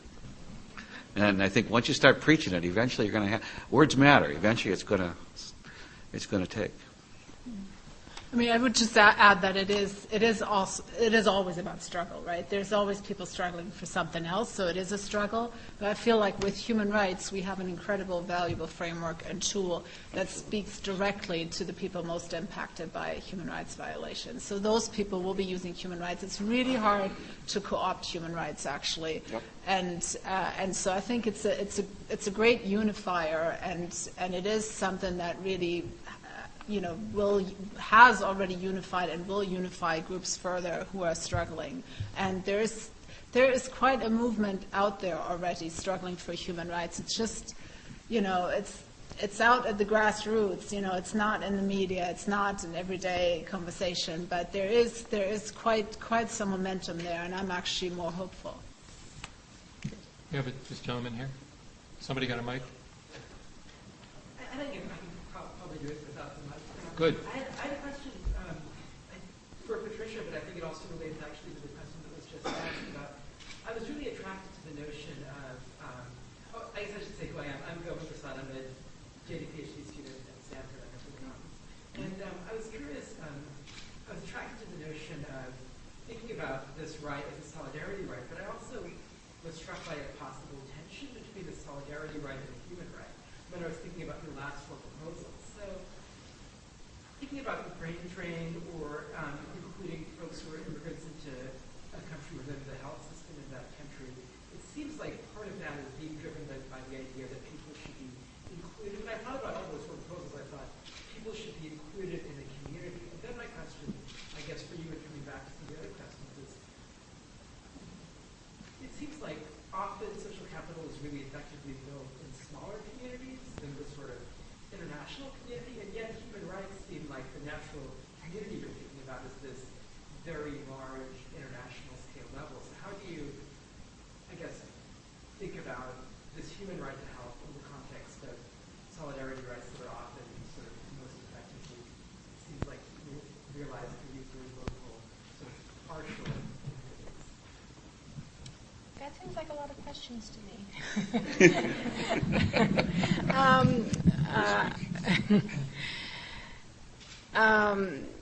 Well, I mean, one question, as I understand it, is how can you have global social capital? Is that one question? I mean, I think that the Internet facilitates that, and transit facilitates that. I think demographic changes are going to facilitate that as people, identify less with their own groups and with homogeneous groups. People just travel more. I mean, I think, I think it will just come to some extent. And, as I suggested, when we actually look at the definition of social capital and we apply that to the global context, it seems to exist. There have been some studies done on international social capital, not very many, but there have been some. And one of the things that they've shown is that you see it especially with immigration flows, people moving to new countries, that what they do is they sort of take their social capital from their home countries, bring it back, but then they also create these new groups in their new country, and apparently having the social capital with your original country actually helps to build, so you don't have to make these trade-offs. Apparently there's no trade-off to be made. So, I mean, I'm optimistic, but, I'm kind of a social capital person, so I'm optimistic about that. And now the second question again, can you just say again, please? I was just curious about when you talk about impartiality, it seems like often the institutions that build social capital involve a sort of partiality to people inside your community. It's the idea that doctors should help people in their community instead of being part of the brain drain. You should help immigrants to your country in ways you shouldn't necessarily extend universal health care to people, your national health care system to folks in other countries. It seems like it involves partiality, so I wonder about the tension between. Yeah. Yes. Well, I mean, I think that many people who leave, many medical workers who leave their home countries do so because, financial lures, and also because of educational opportunities, because of the system is better system, so there are more money, sending remittances back. So, I mean, in some ways there is this ideal way it can benefit both countries. But it has to be compensated for so that the original country isn't harmed by it. I mean, so it seems to me that the notion of sort of global social capital can accommodate that, because what it does is it encourages us to build these ties impartially. Is that helpful? Oh, good. Probably one or two more I think we can do. You want a mic or you want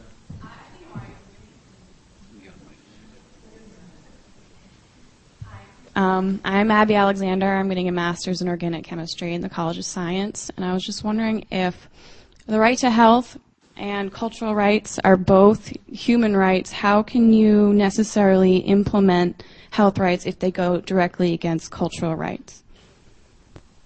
In such a case as, for example, I was reading, I think, about a case in sub-Saharan Africa where a woman had complications during childbirth and had to have a hysterectomy, and then her husband demanded a repayment from the doctor in goats because she could no longer bear children.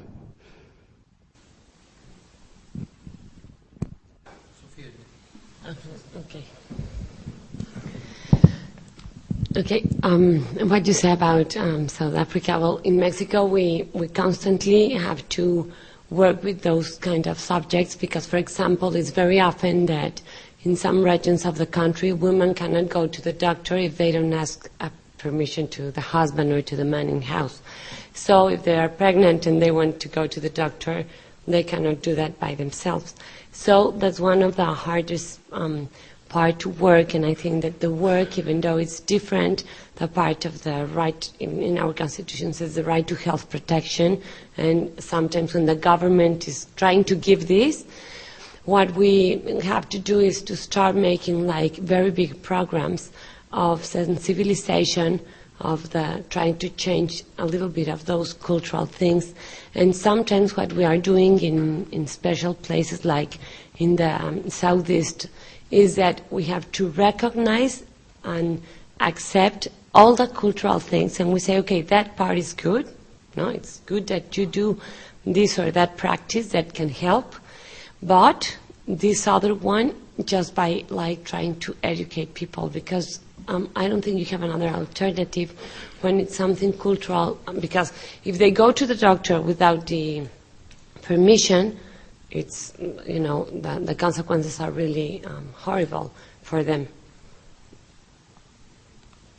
way up in the back, please. Thank you all. And I was making a connection across many of the talks. I'm happy to be on a school social work at the University of Connecticut.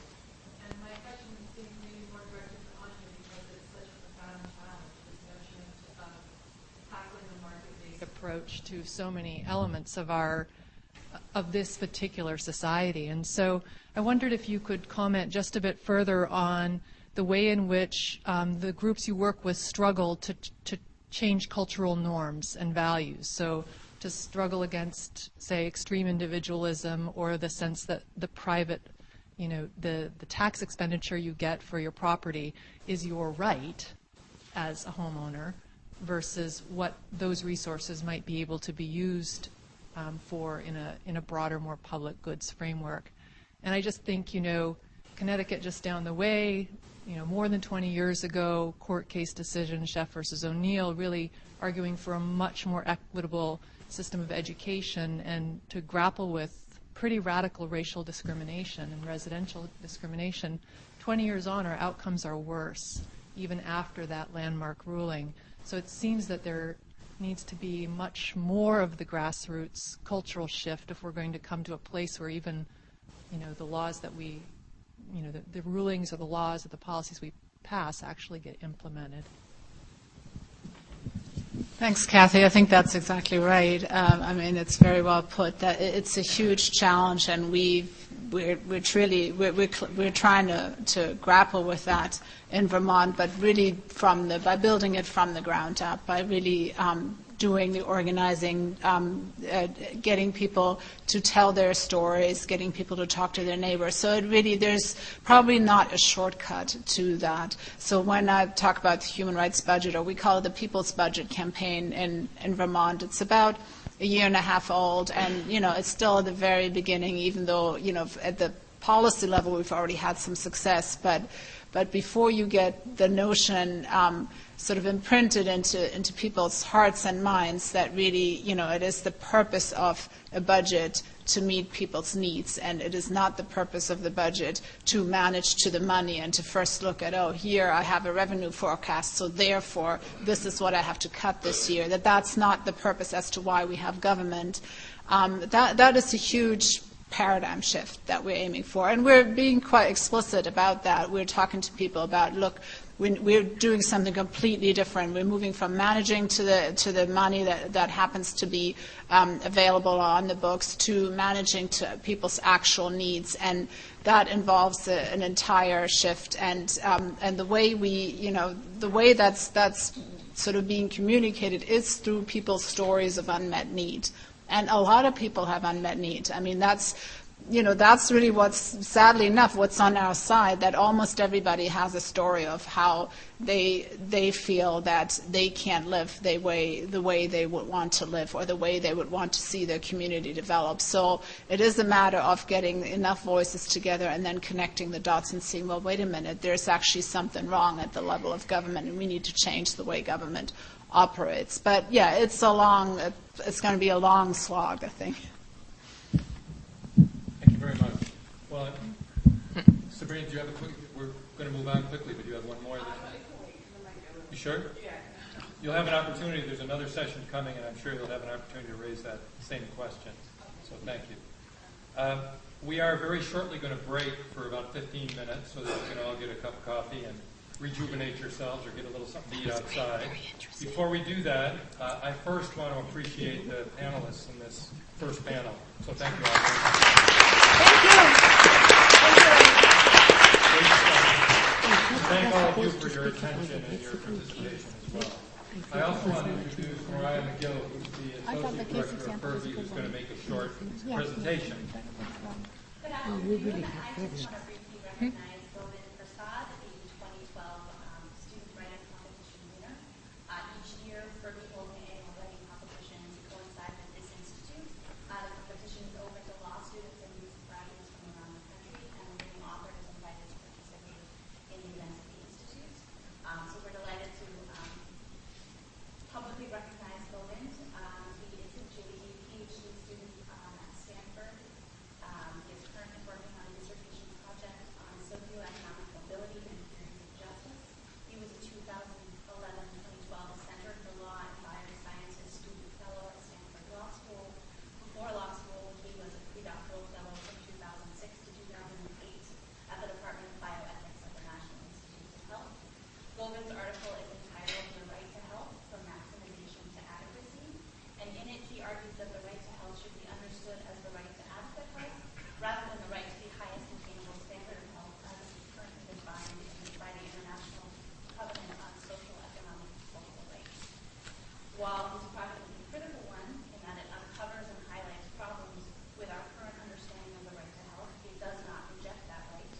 Rather, he agrees with the ESCR's drafters that the right to health is an important right, but argues that it needs to be reconceived so as to place it on par with rather than above other important rights. His thought-provoking paper is available on our website, so if folks are interested, you can go there. So without further ado, I'd like to call Govind up and officially bestow the 2012. Hi, good afternoon again. I'm Wendy Parmet, and I want to welcome you back to the second part of this afternoon. And before I introduce, and I have the great honor of introducing our speaker, I want to first say a word about the Program on Health Policy and Law, which along with Fergie is sponsoring this institute. The Program on Health Policy and Law is an interdisciplinary program bringing together people from across the Northeastern University community to explore and dialogue about issues relating to health law and policy, from the U.S. healthcare system to global public health. We are a diverse group. We sponsor lectures, programs, panels, student events, and faculty colloquia and research and interdisciplinary research for faculty. And we are thrilled to be working with Fergie in partnership to bring this event. I also want to thank Kevin Murray, since he was thanking everybody, but he has done an extraordinary job in organizing this event and bringing it together. So thank you so much, Kevin. It is a great honor for me to have the pleasure of introducing Dr. Ichiro Kawachi, who truly is one of my intellectual heroes. I think I'm sure he doesn't know this, but your name probably appears in the footnotes of my book more than anyone else's. A world-renowned leader in social epidemiology. Dr. Kawachi is professor of social epidemiology and chair of the Department of Society, Human Development, and Health at the Harvard School of Public Health. He received both his medical degrees and a PhD in epidemiology from the University of Otago, I hope I pronounced that right, New Zealand. And he has published hundreds of papers on social and economic determinants of health and explored the role that inequality and social capital and neighborhood level issues play in determining population and health. With Lisa Berkman, he co-edited the first textbook on social epidemiology, named Social Epidemiology, published in 2000 by Oxford University Press. He has also co-authored numerous other books, including The Health of Nations, written with Bruce Kennedy, and published by New Press in 2002, and Globalization and Health, written with Sarah Wamala, and also published by Oxford University Press in 2006. He is the senior editor of the journal Social Epidemiology, the co-director of the Robert Wood Johnson Foundation Health and Society Scholars Program, and an elected member of both the Institutes of Medicine and the National Academy of Sciences. It is very fitting and indeed a deep, deep privilege to have him present our keynote address for this institute, which is dedicated to exploring the intersections of human rights and the social determinants of health. He has led the way for understanding these issues throughout his career, and I am thrilled that he will be speaking with us this afternoon.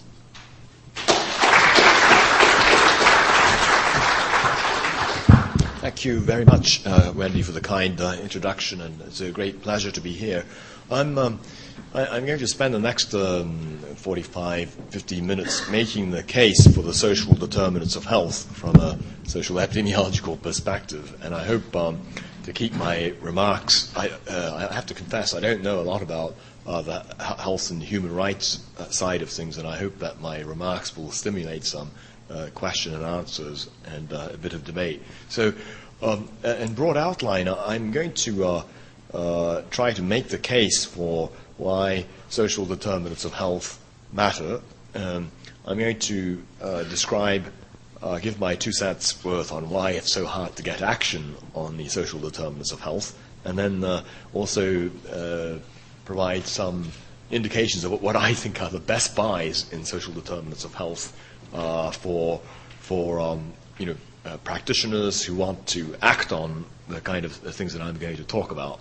All right, so I think the starting point for making the case about social determinants of health, for me, comes from this distinction that we make between upstream and downstream determinants of health. I was trained as a physician originally, and then I came into public health. And you can imagine there are very distinct modes of thinking in the two professions. And it took me a long time to realize what it was that I was doing in public health that was different from how I acted on a daily basis in clinical medicine. And just out of interest, how many people have heard this distinction between upstream and downstream determinants? quite a few of you. Many people have heard of it, but not many people know its origins. As far as I know, the origin of this metaphor comes from John McKinley's essay on a case for focusing upstream, in which he was the first to describe this. John's actually a fellow New Zealander and medical sociologist, and he was describing in this essay how his clinician friend described the practice of medicine, how it felt like to him as he practiced medicine on a daily basis in his local emergency room. And this is a quote from his friend as recounted by McKinley, that the clinician says, "It feels like this, that I'm standing by the shore of a swiftly flowing river when I hear the cry of a drowning man. So I jump into the river and I pull him to shore and begin artificial respiration. Now, just when he begins to breathe, there's another cry for help. So I jump into the river and I reach him, I pull him to shore, I apply CPR, and just as he begins to breathe, there's another cry for help. So back in the river again, and then another yell, again and again. And I'm so busy jumping in and rescuing them that I had no time to see who the hell was upstream pushing them all in." That, as far as I know, is the origin of this upstream, downstream metaphor. And I must say, in harking back on my own career, that's exactly the sensation of doing medicine on a daily basis. You're treating people who come into the emergency room, you bandage them up, you patch them up, and then you send them back into the original conditions which led them to become ill in the first place. So it's very much of a downstream kind of practice, whereas in public health, I dare say what we're trying to do is to paddle upstream and to illustrate this kind of metaphorical thinking. I want to give a worked example for the case of obesity, how we might think about addressing the problem of obesity as in an upstream, downstream kind of framework. So as clinicians, we're focused downstream, which is closest to the level of intervening on individuals. If you're a clinician, you have one-to-one practice in your daily clinic, counseling patients how to modify their diet to increase their physical activity levels, perhaps counseling them about their genetic risks and so forth. That's what certainly I used to do as a clinician. But then the practice of epidemiology, and particularly of social epidemiology, is to change the focus of intervention more upstream. And so individuals are embedded in the different kinds of residential neighborhoods, which are characterized, at least in terms of dimensions such as the built environment, the quality of the built environment, and that if we take it even further upstream, the built environment itself is a reflection of societal decisions about transport policy, urban planning, and so on. So really the practice of public health, but also of social epidemiology, is about focusing upstream to these ultimate drivers of population health patterns. And if you think about this transport policy and urban planning part of it, there are many things in life that we take for granted, but which are actually societal drivers of sedentarism, the extent to which we get our exercise and so forth.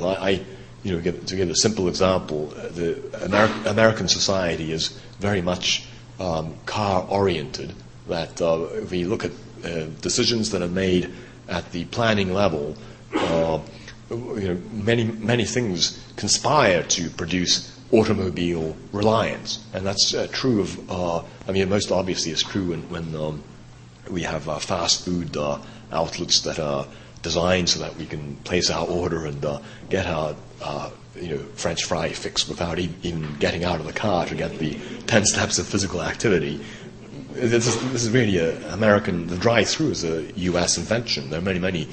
I've been to McDonald's all over the world, and this is a uniquely American phenomenon. But that's really just the tip of it, isn't it? It's just this just happens to combine eating junk food with sedentarism, but the automobile reliance in American society extends to the way we do our banking, drive-through ATM machines, drive-through prescription pickups. These are, all features. If you step outside the United States context, they don't exist in other societies which don't emphasize automobile reliance to the same extent. The U.S.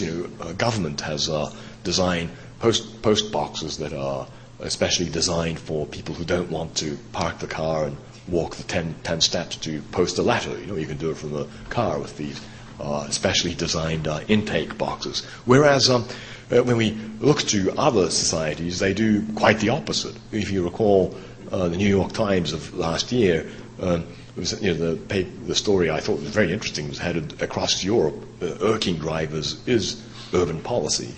So the start of the story, which I quote here, whilst American cities are doing everything like synchronizing green lights to improve traffic flow, offering mobile applications to help drivers find parking, a lot of European cities do exactly the opposite. They create environments. Oh, sorry.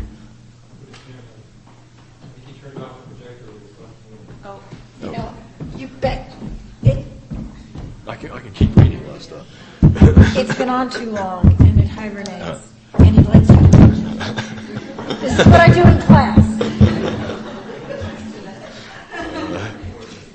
No, don't shut down.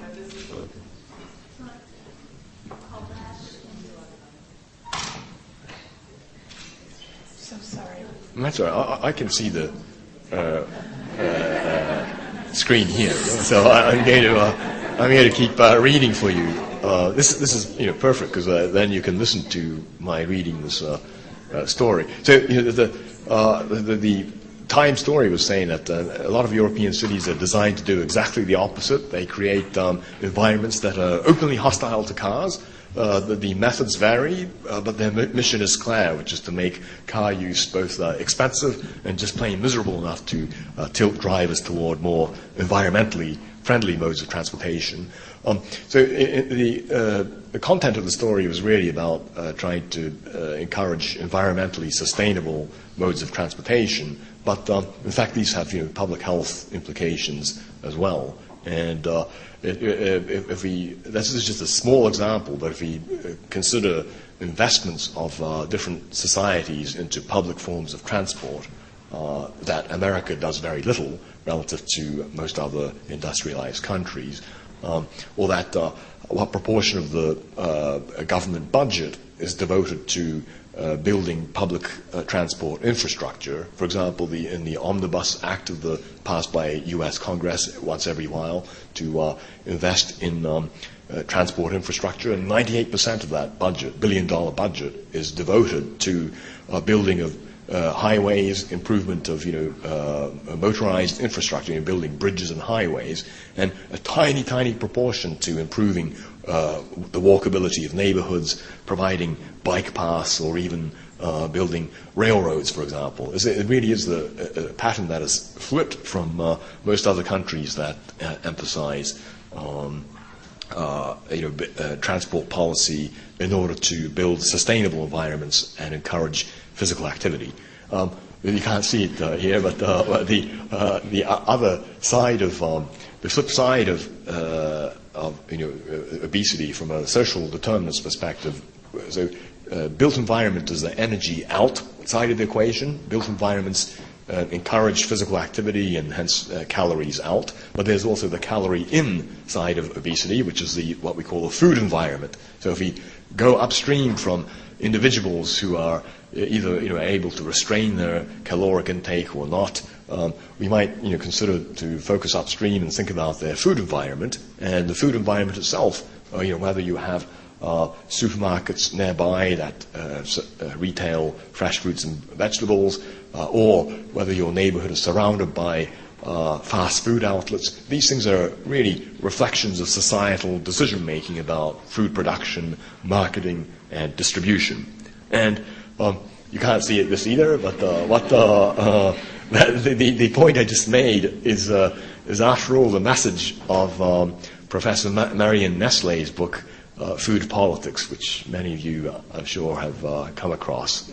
She argues exactly what I just said, which is that our food habits, our nutrition and diet are really reflections of national politics. And in the story she gives us, why is there a book called Food Politics? What's politics got to do with nutrition? And the example she gives is that in this country, nutritional advice has remained unchanged for half a century. Let's see if we can get this beautiful.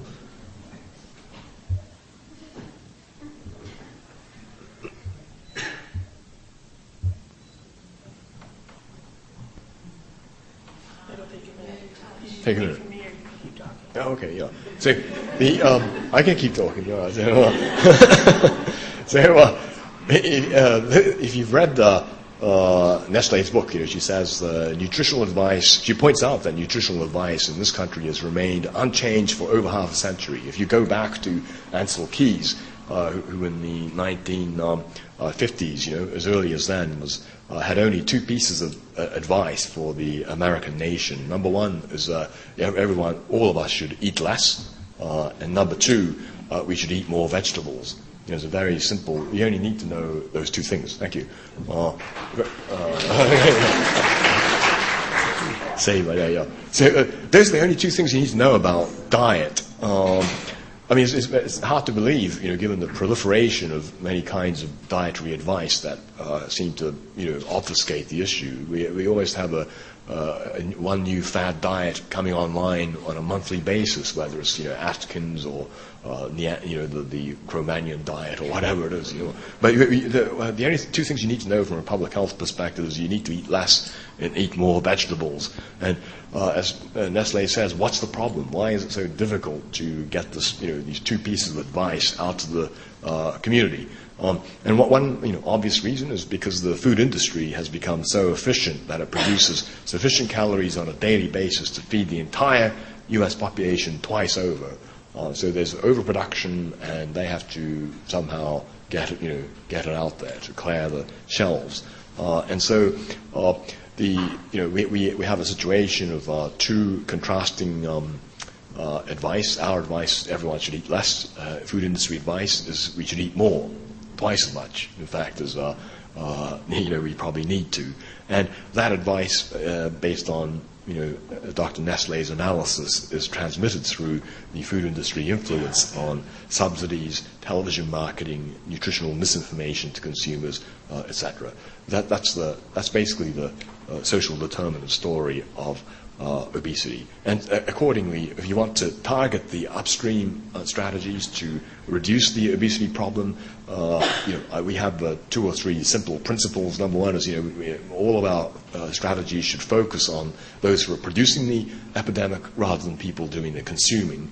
An example of which is empowering, the Federal Trade Commission to regulate food advertising as opposed to leaving it to voluntary agreements. Paying attention to curing the environment as opposed to the individuals. So this is the distinction between medicine versus public health. And just as an example, that might be greater use of zoning restrictions to keep noxious businesses out of harm's way. For example, outside of our school zones. And then becoming more intersectoral, that is, not leaving medicine just to the health professionals, but taking seriously the Rudolf Virchow's adage that all medicine is politics, and politics itself is nothing more than medicine on a grand scale. And it really is just an expression of the idea that all kinds of policies are, in the end, health policies. It's not just, when we think about health policy, I think the assumption in the public's eye is that the extent of health policy is about health care policy, such as, who shall get coverage and access to health care and so forth. But really, the major drivers of health are non-health policies in the way that I'm talking about. That it's really to do with housing policy, transport policy, education. I mean, all of these are major social determinants, far more so than what doctors can do on a one-on-one basis. We have a tendency to equate medicine with health improvement, because we see the doctor when we're sick, and the doctor is very, very effective at patching you up. But the real drivers of health, 90% of health is really determined by what happens before you get to the doctor's office in the first place. And accordingly, the drivers of health are non-health policies. They're economic policies, housing, immigration, education. I think that's where probably I have much in common with people in the Health and Human Rights Institute. All right, so having made that philosophical case, I have to admit it's very difficult to to make the needle move in either political decision making or in public discourse. Social determinants is a very difficult message to get across, for the reason that same reason that I experienced by retiring from clinical medicine and moving to public health. In a word, what happened to me was one day I was doing the stuff on the left-hand side, which is heroically saving people based on the interventions I was doing directly, versus when I switched to public health, what I do instead seems much more pallid by comparison. In the left-hand side, I could literally point my finger and name the names of people whose lives I saved that day or any other day. They were identifiable beneficiaries. Whereas when I switch to public health and move upstream, I'm doing stuff like pasting non-smoking signs in hospital corridors, which I really can't tell whose lives I've saved. One huge problem with social determinants is that the left-hand side seems infinitely more sexy compared to the stuff that I'm doing on the right-hand side. Now, there's a bit of evidence from fields of psychology and behavioral economics why that may be the case. And I want to illustrate the challenge we face with this example of a study by Deborah Small and George Lowenstein and Paul Slovic, well-known behavioral economists, who demonstrated the problem that people have in empathizing with an identifiable victim versus a statistical victim. Their starting point was that often when donating to charitable causes, people don't tend to value lives consistently. Money is, often concentrated on a single victim, even though many more people would be saved if resources were dispersed.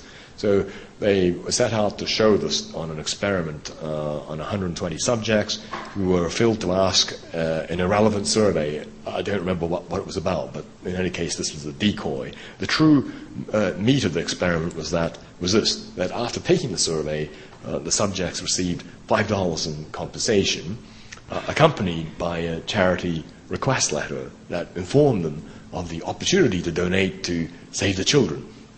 So you see, you get $5, and then you get an immediate charity request letter. Now, the part of the experiment was this. The people in the experiment were randomized to one of three conditions. 1/3 of the group, on the basis of a coin toss, received an identifiable victim script, which I'll call the poster child script.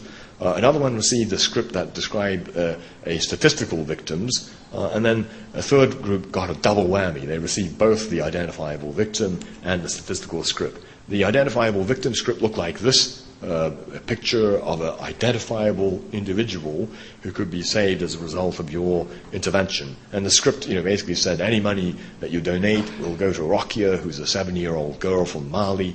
She's desperately poor and faces a threat of severe hunger or even starvation. Her life will be changed for the better as a result of your gift.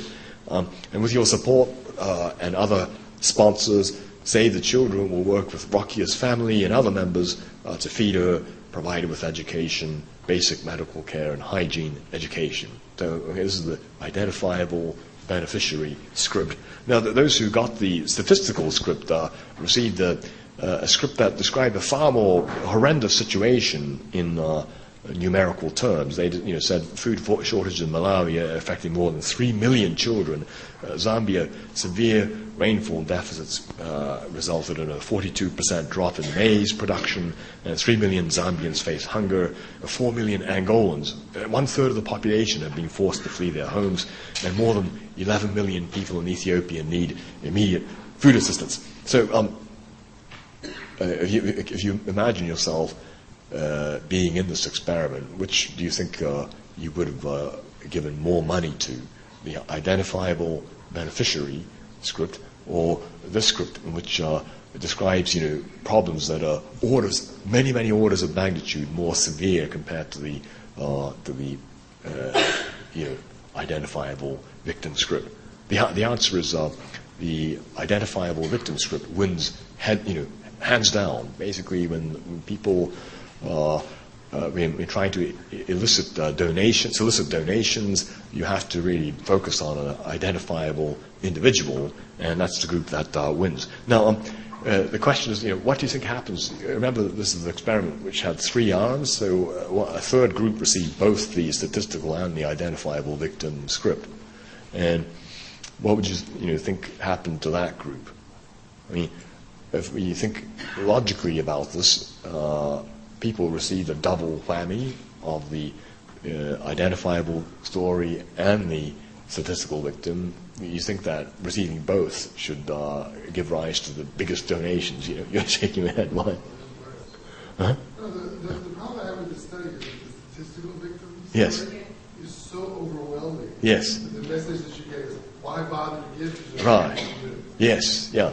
No, very, very interestingly, so let me come back to that point. No, so rather than combining, getting the double whammy and both the stories, actually, if you mess up the identifiable victim script with the statistical script, you end up with a lower level of donation. Actually, one interpretation, exactly as you said, that there's millions and millions, and so there's a drop in the bucket effect. People think, oh, why should I bother to do this? Because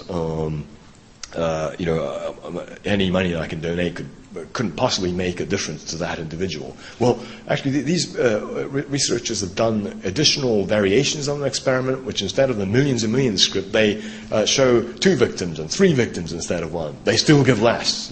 It's very distressing.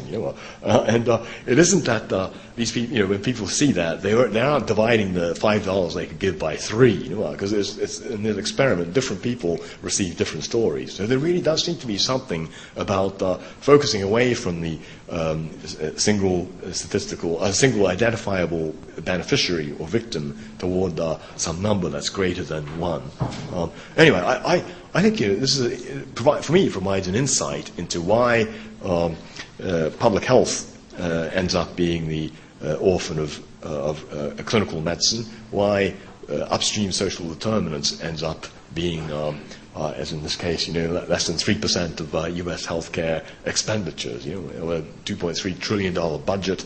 The lion's share goes to personal care services, whether it's hospitals, physicians, drugs, and that's one huge challenge we confront in trying to get people on board or moving the needle on prevention. And trying to get people to focus on the importance of statistical beneficiaries. I mean, in my example that I gave earlier, there's a huge, there's a very persuasive thing to save individuals on a daily basis and to be able to name them and point to them.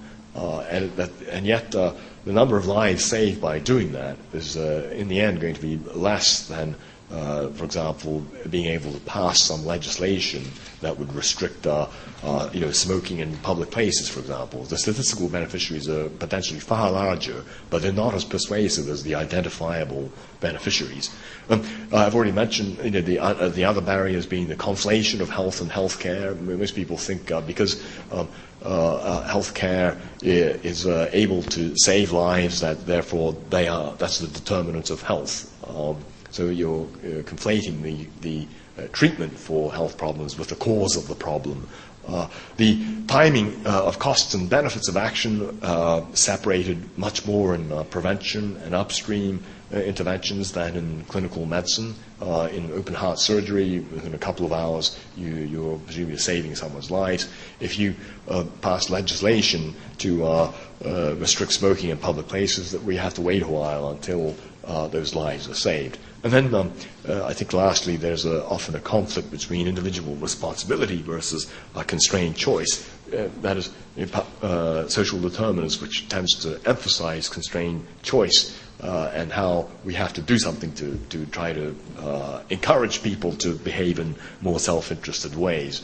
And all of these, I think I should add a fifth one, which is that in the prevention kind of lingo, the benefits will often fall outside the political cycle, so politicians have relatively little incentive to invest in things where the benefits will fall outside their timeline of getting re-elected. So I'm not trying to downplay the many challenges that we confront. Having said that, I think I want to devote the rest of the time in describing what I think are the most promising best buys in the social determinants of health, that given limited resources, if we had to invest somewhere, where would we do it? Now, I know that Sir Michael Marmot was supposed to speak at this conference, but he had an unfortunate accident. Had he been here, I'm sure he would have shown the slide on the World Health Organization Commission on the Social Determinants of Health, which he chaired, and the top line, the front page of that commission report was the need to improve daily living conditions, whether it was in making early childhood investments, urban planning, fair employment and decent work, provision of universal health care. I think these are good sets of recommendations. They're not particularly prioritized, but if you were to ask me, of all the social determinants that I've studied, where would I put my investment in? I have a couple of things that I would like to focus on, and that's what I'm going to talk about as a practical matter. I think investing in early education is terribly important. I think preventing the intergenerational transmission of poverty is extremely important, and I'm going to provide some evidence on what we know about policies to do these things. So early education, why is it that I say early education is important? Well, in social epidemiology, we try not to advocate for policies where we don't have very good evidence, preferably from controlled randomized trials, for example. It's very difficult to think of randomized trials of education. They tend to be sparse because of ethical concerns and low feasibility. A randomized trial is really what you'd have to do is to take a group of children and based on the coin toss, say to one group, you shall get extra education, and the other half you'll have to stay home. And it's not often that we would see IRBs approve of that design. But it happens that in the realm of education, there are a couple of historic trials that were literally done in that way. There were randomized trials of preschool interventions, which they got away with in a way because they offered something that was much more enriched than above the local standard of care. And the studies I'm going to describe are the famous high-scope Perry program and the Abecedarian program. These two we have some health information on, which forms the basis for my saying that this is one of the best buys in the social determinants of health. The Perry program basically was an intensive preschool program that was carried out in Ypsilanti, Michigan in the 1960s. They enrolled 120 disadvantaged children. They all happened to be black. That was the profile of disadvantaged kids in that town, who were aged 3 to 4 years. And the treatment, that is the active treatment in this trial, consisted of a daily dose of 2.5 hours of instructions by teachers with a master's degree on weekday mornings, supplemented by a weekly 90-minute home visit by a teacher. So that you either got this if you came up heads, if you came up tails, you just stayed at home and received whatever your parents could arrange for you. They did this, carried this program for 30 weeks a year for a duration of 2 years, and you have to be very patient and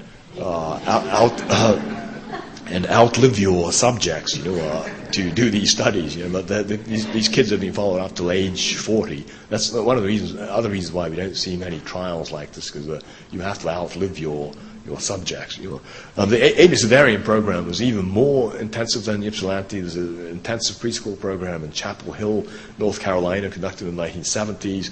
They enrolled 111 disadvantaged children. Again, they were all black.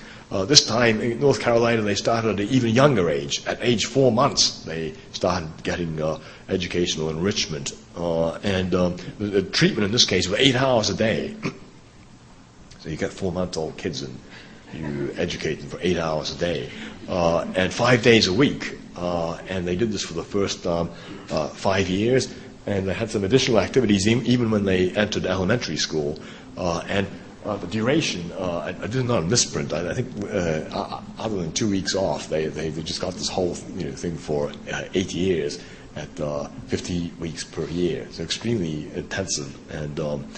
And I will talk about the cost and cost effectiveness in a bit. They were followed up through to age 21. So that's the two, really good, well-described randomized trials we have. Here's the Periscope result of subjects up to age 27. The red bars show the outcomes among the intervention children, the blue in the control group who didn't receive this enrichment. And as you can see, for academic outcomes on the left-hand side, intervention children were much less likely to end up receiving special ed. They're more likely to be in the 10th percentile of academic achievement and to graduate from high school.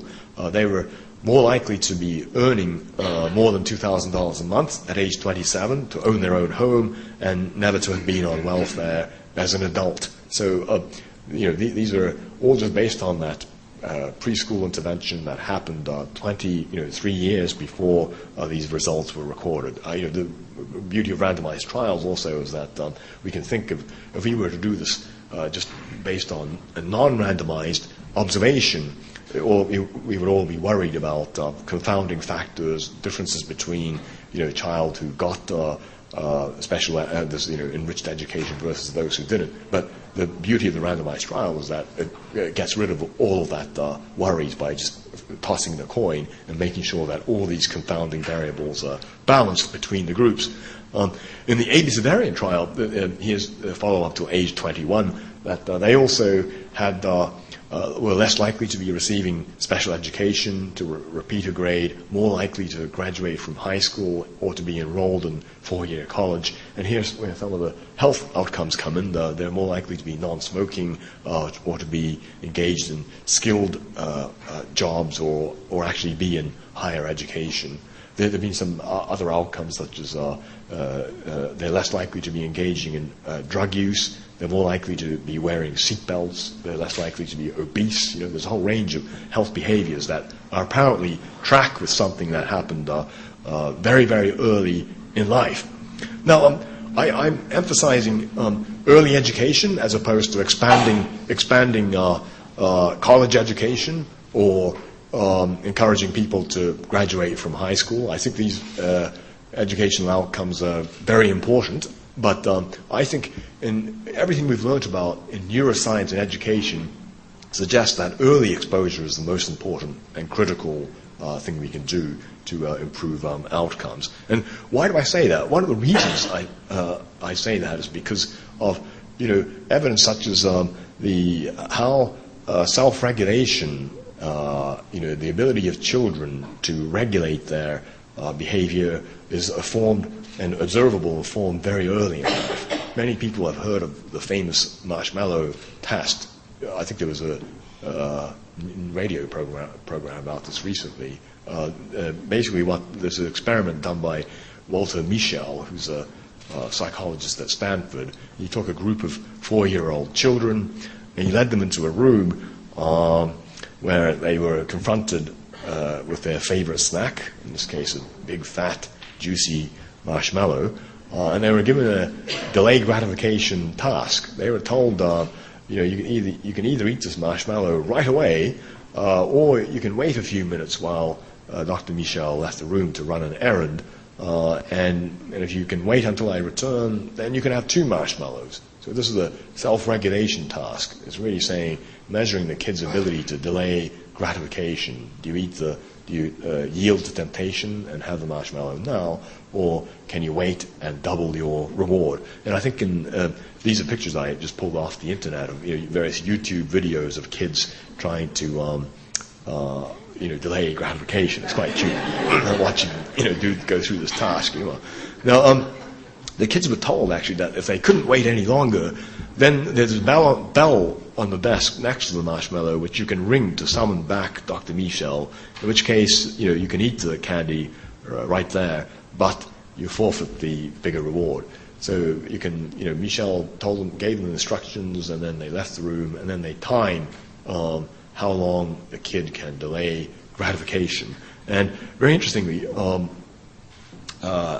actually very cruelly, Dr. Mischel left the room for up to 15 minutes, which I think seems like an extraordinary high bar, and that, of course, almost nobody lasted 15 minutes. But it turns out there's a very interesting distribution in the way that kids respond. About a quarter caved in within 2 minutes. Never mind 15. They just cave in within 2 minutes. The average child lasts about 6 minutes, and then another 25% lasted more than 10 minutes. So there's a distribution that is reflecting, I think, the distribution of self-regulation in the population. Now, who cares whether that's of any consequence? Maybe marshmallow test. Maybe the kids who skipped breakfast that day, that morning, happen to be very hungry, and therefore they're more likely to ring the bell. And perhaps we're just measuring this, this random distribution in the population of personal circumstances. But I think the follow-up papers by Mischel and colleagues suggest otherwise. They recontacted a sample of the original kids when they were 16 to 18 years old. So between 12 to 14 years after the experiment, they were recontacted, and then their parents were grilled regarding their coping styles, their SAT scores, and their health behaviors. And what ability to delay gratification at age 6 is a strong predictor of how the kids were turning out later in life.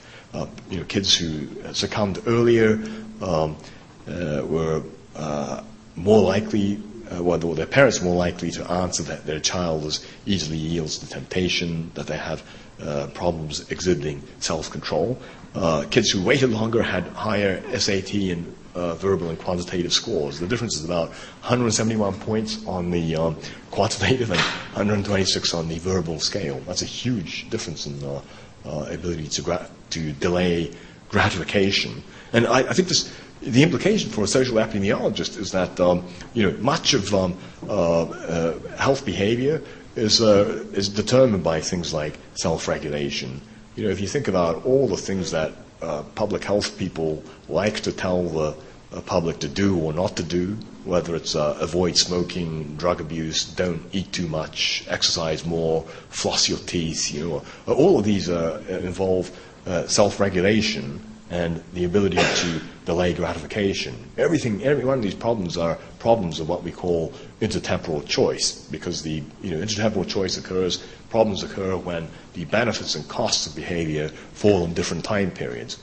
So all of everything that we counsel the public to do either fall into the category of investment goods or sinful goods. Investment goods are things where we have to experience pain or some hassle now in order to get benefit later. An example would be flossing your teeth or exercising. They involve some varying degrees of hassle right now in order to obtain a benefit years into the future. Or they're about avoiding sinful goods, in which the pleasure is now, whether it's reaching out for that next cigarette or reaching out for the Krispy Kreme, and the costs fall years into the future. Now, if behaviors had the characteristic of where the costs and benefits fell at the same time period, let's say smoking the cigarette will lead to immediate death, then we would have no problems whatsoever in getting people to stop. But it's because the benefits and costs fall in different time periods that is a huge issue. And I would say that much of those behaviors, the ability to delay gratification or conversely to invest for the future, is really a reflection of this patience or self-regulation. And I'm saying that much of that self-regulation is determined by what kind of early education that you receive. There's been some story doing the rounds of a variation on the marshmallow experiment, in which they showed that if the kids are given signals that the experimenter is unreliable, so before you do the marshmallow experiment, the experimenter comes in and promises some things to the kids, like I'm going to give you some art supplies, and then you violate that trust, therefore signaling to the kids that the world is unreliable and the experimenter is unreliable. If you do that, then it seems like everybody is quick to cave. But to my way of thinking, that only goes to prove that the self-regulation is contingent. It doesn't show that kids who caved early to begin with, are suddenly able to behave in a more regulated manner when the experimenter is shown to be reliable. It doesn't work like that. How it works is that if you show that the environment is unreliable, then everybody caves. That's just a crimp on the. I don't view that as denying the fundamental importance of the pathway I'm showing here. Now, it turns out there's striking agreement between different disciplines about the importance of early investment. This is, I think, a groundbreaking paper in the Proceedings of the National Academy of Sciences, written by a group of people who are about as far apart from each other as you could get. Eric Knudsen studies animal neurological development. He mainly uses owls as his animal model. James Heckman, you might know, is a Nobel Prize winning economist. Judy Cameron's a psychologist. And Jack Shonkoff's an MD, a pediatrician who's in my department. And they reviewed all the economic, biological, and behavioral evidence on the importance of early investment in education. And they concluded that there are 4 concepts that people tunneling from different directions have arrived at. And let me quickly go through these. Concept number 1 from neuroscience is that basically brain maturation and skill development have to happen in a hierarchical process. You cannot neglect children and then come in later on and hope that they will catch up by investing in community college. Basically, skills beget skills. That's the way that the brain is built up. And you can't learn to walk before you learn to crawl. And that tends to suggest that you have to start early in order to set people on the right trajectory. The second concept from developmental psychology is that early experiences have a uniquely powerful influence on the development of cognitive and social skills, as well as on brain architecture. We think in the development of the brain there are sensitive periods or critical periods for optimal acquisition of skills. We know, this is true in the sensory cortex. We know, for example, the development of certain sensory capacities, such as vision, are critically dependent on certain developmental periods. There's some famous experiments in which some psychologists, I think it was a Harvard professor, sewed up the eyes of a newborn kitten. So you can do the experiment where you can sew their eyes shut when they're born, and if you leave it like that for a couple of weeks, even though later on you remove the stitches, they'll never be able to see, because if you miss the 2 weeks of vision, that's it, for the visual cortex. And probably even some higher order functions have that kind of sensitive period. Language acquisition is an excellent example. We know that if you want to speak a language like a native speaker, you have to do it before, preferably before age 13. This shows the English proficiency score of native Americans, native-born speakers on the left-hand side, who have the highest proficiency, and on all the numbers on the right-hand side are the Asian American immigrants, Chinese and Korean immigrants, according to what was their age when they arrived in the United States. And you can see there that there's a critical period right there. If you arrive in this country between ages 3 and 7, or even before age 10, you can expect to speak English like a native-born individual. But beyond that, the skills rapidly drop off. If you arrive later than that, then you can, no matter how hard you try, your brain is never able to distinguish between the sounds that a native speaker makes versus someone. And there's one reason why. I mean, in Japan, in the Japanese language, L and R's are very, they don't really exist. My father, who learnt English as a PhD student in his 1930s, he's perfectly fluent, but to this day he cannot distinguish between ordering a bowl of rice in a restaurant or ordering a bowl of lice. They sound exactly the same to him. It doesn't sound the same to me because I learnt English when I was about 10 and a half, which is right at the cusp of being able to do this or not. So that's what the developmental psychologists say. In economics, they have come to much the same conclusion, which is early intervention lowers the cost of later investment.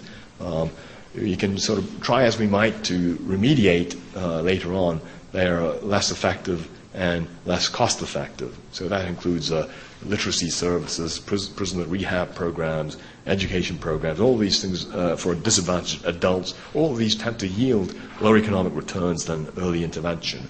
And according to James Heckman's work, if you look at the rate of return on investment in human capital, the horizontal line is the opportunity cost of $1 invested in any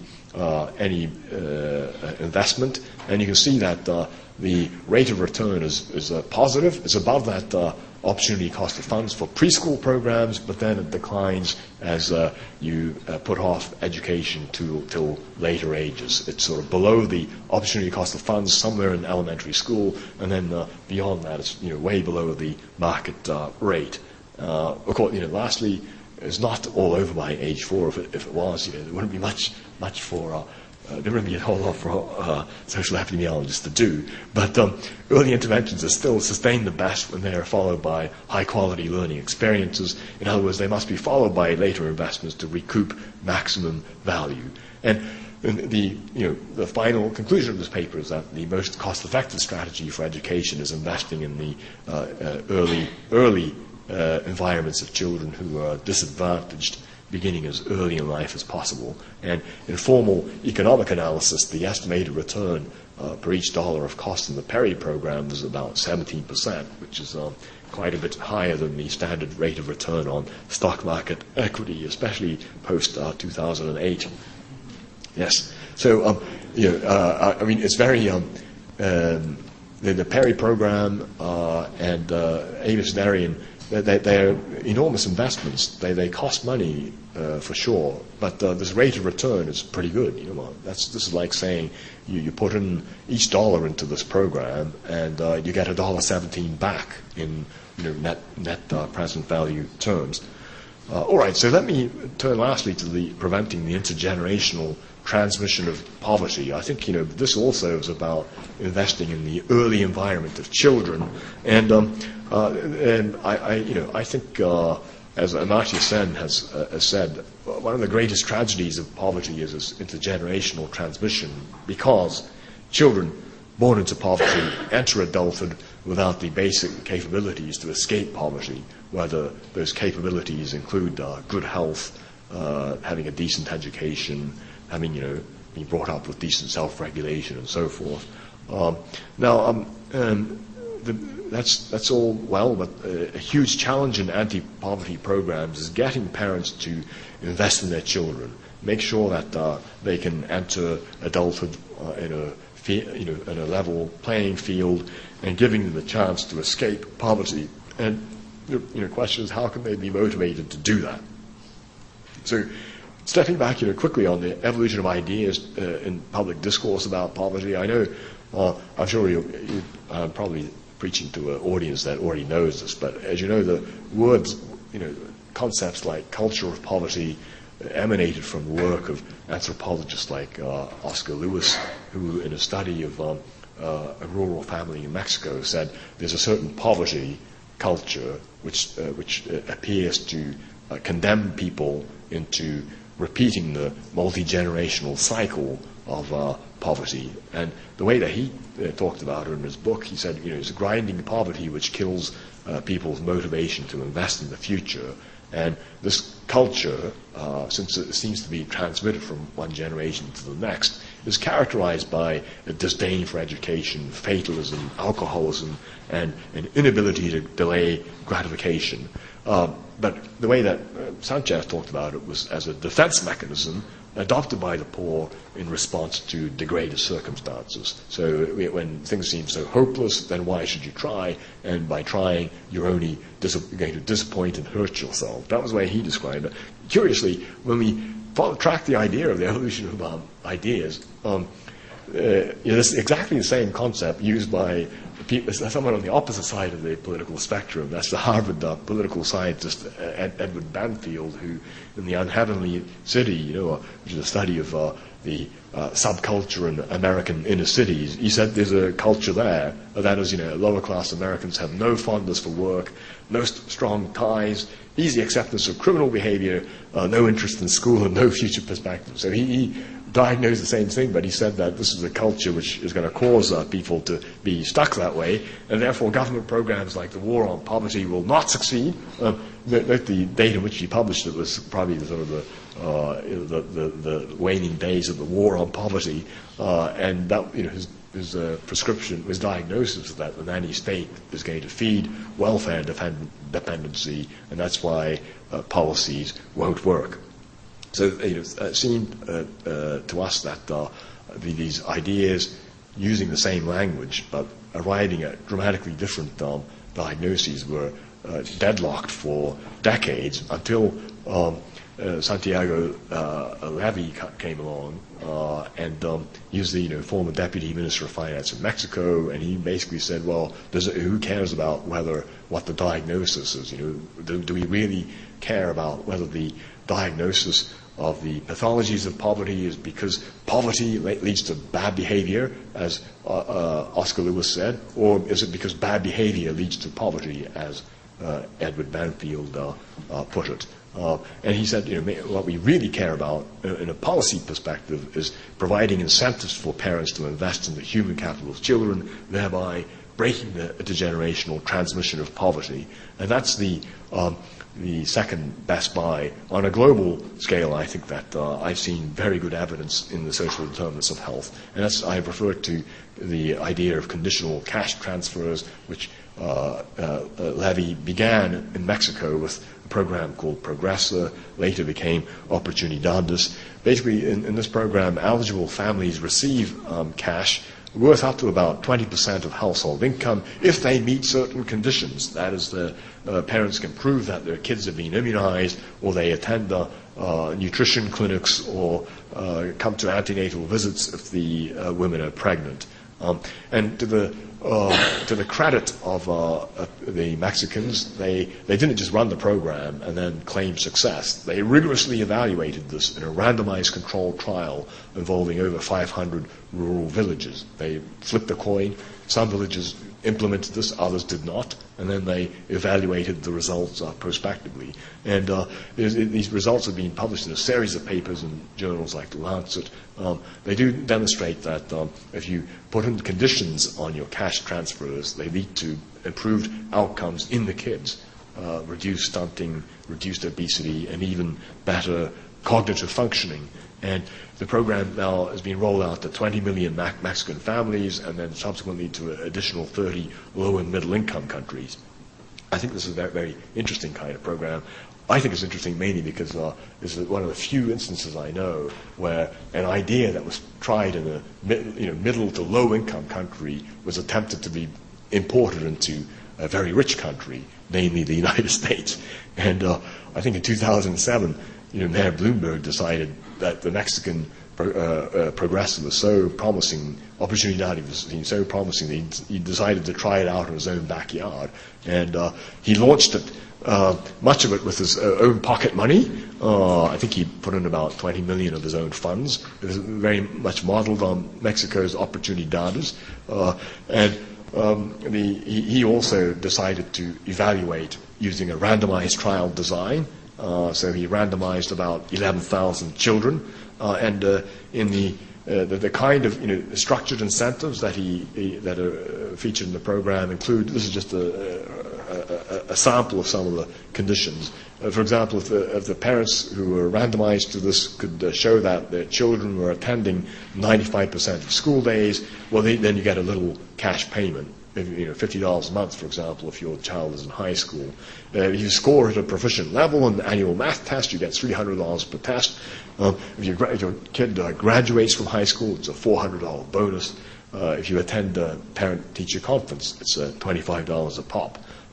Then they had some health incentives, which include maintaining insurance status for children, scaled differently depending on whether it was private or public insurance. And whether you can prove that each family member received an annual medical checkup or dental checkup. So, as I said, it's a randomized trial. They have published the interim findings in the first 2 years of the program. The average family enrolled in the program earned rewards averaging about $6,000, which is quite a hefty income supplement. Unfortunately, Mayor Bloomberg decided to discontinue the program after 3 years because of what he called the expense and the disappointing results. I think I'm going to show quickly some of the results. I think it was mainly the expense, actually, which is the reason why it was discontinued. As I mentioned earlier, it launched in 2007, which unfortunately was a year before the economic crisis, and then in 2008, I guess his personal wealth got hammered, and he couldn't, afford to keep paying 20 million of his own money into the program. If we look at the results, they're mixed bag, but for health outcomes, I find them quite promising. Education didn't show very much. It didn't improve the school outcomes for middle and elementary school kids, and one reason is that attendance rates were already high in the New York neighborhoods where the experiment was done, so that there was a kind of a ceiling effect which they couldn't break through. And although the program did boost educational achievement among high school kids, they did so mainly among kids who were already doing quite well before they entered the program. So it kind of it encouraged kids to do even better who were already doing quite well.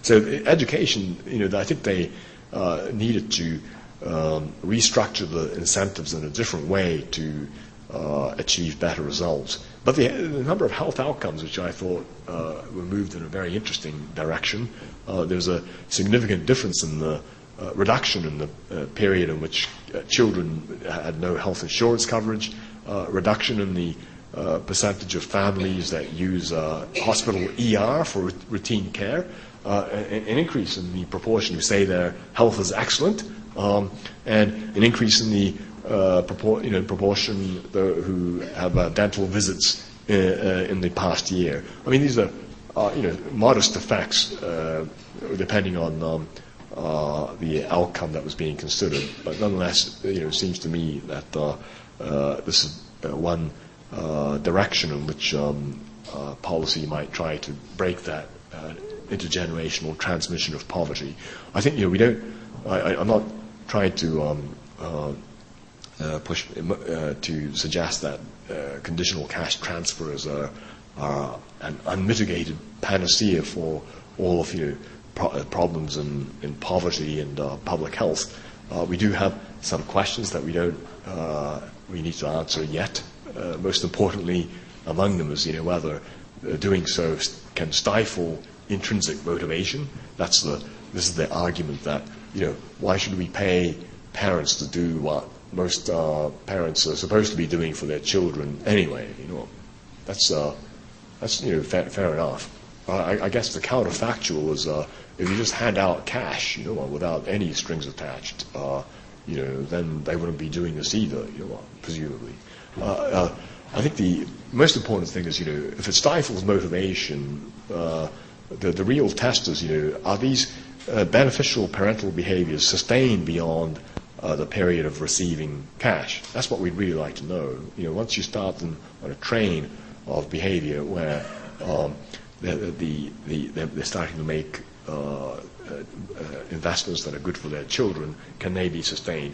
And we have an opportunity to study this because, as I said, the New York program ended in August of 2010, and yet the follow-up of individuals is continuing, and we shall know the final report, which is due in next year. So, I could have emphasized many kinds of social determinants interventions, ranging from improving workplace, climate and organization, to changing the income distribution, to boosting social capital. Perhaps we have time to discuss some of these in the question and answer. But if you were to press me on where are the two things, for which you have the greatest evidence that I think these things are ready to be rolled out into prime time, I would have emphasized these two interventions. Anyway, I hope this gives a kind of flavor of where social epidemiologists are going with respect to what to do about the social determinants of health. Thank you very much.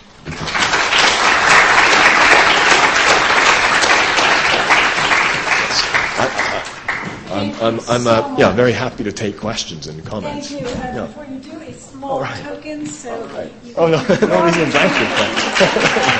Thank you very much. Right. Do you have Here time more. for a few questions? Yes, yeah. Yes. I have a question about conditional cash transfer. Yeah. The conditional cash transfer programs. Yes. So when you were talking about Mexico, you were saying that the randomization was across communities. Yes. I don't think you said, and I don't know the answer to how the randomization was done in New York.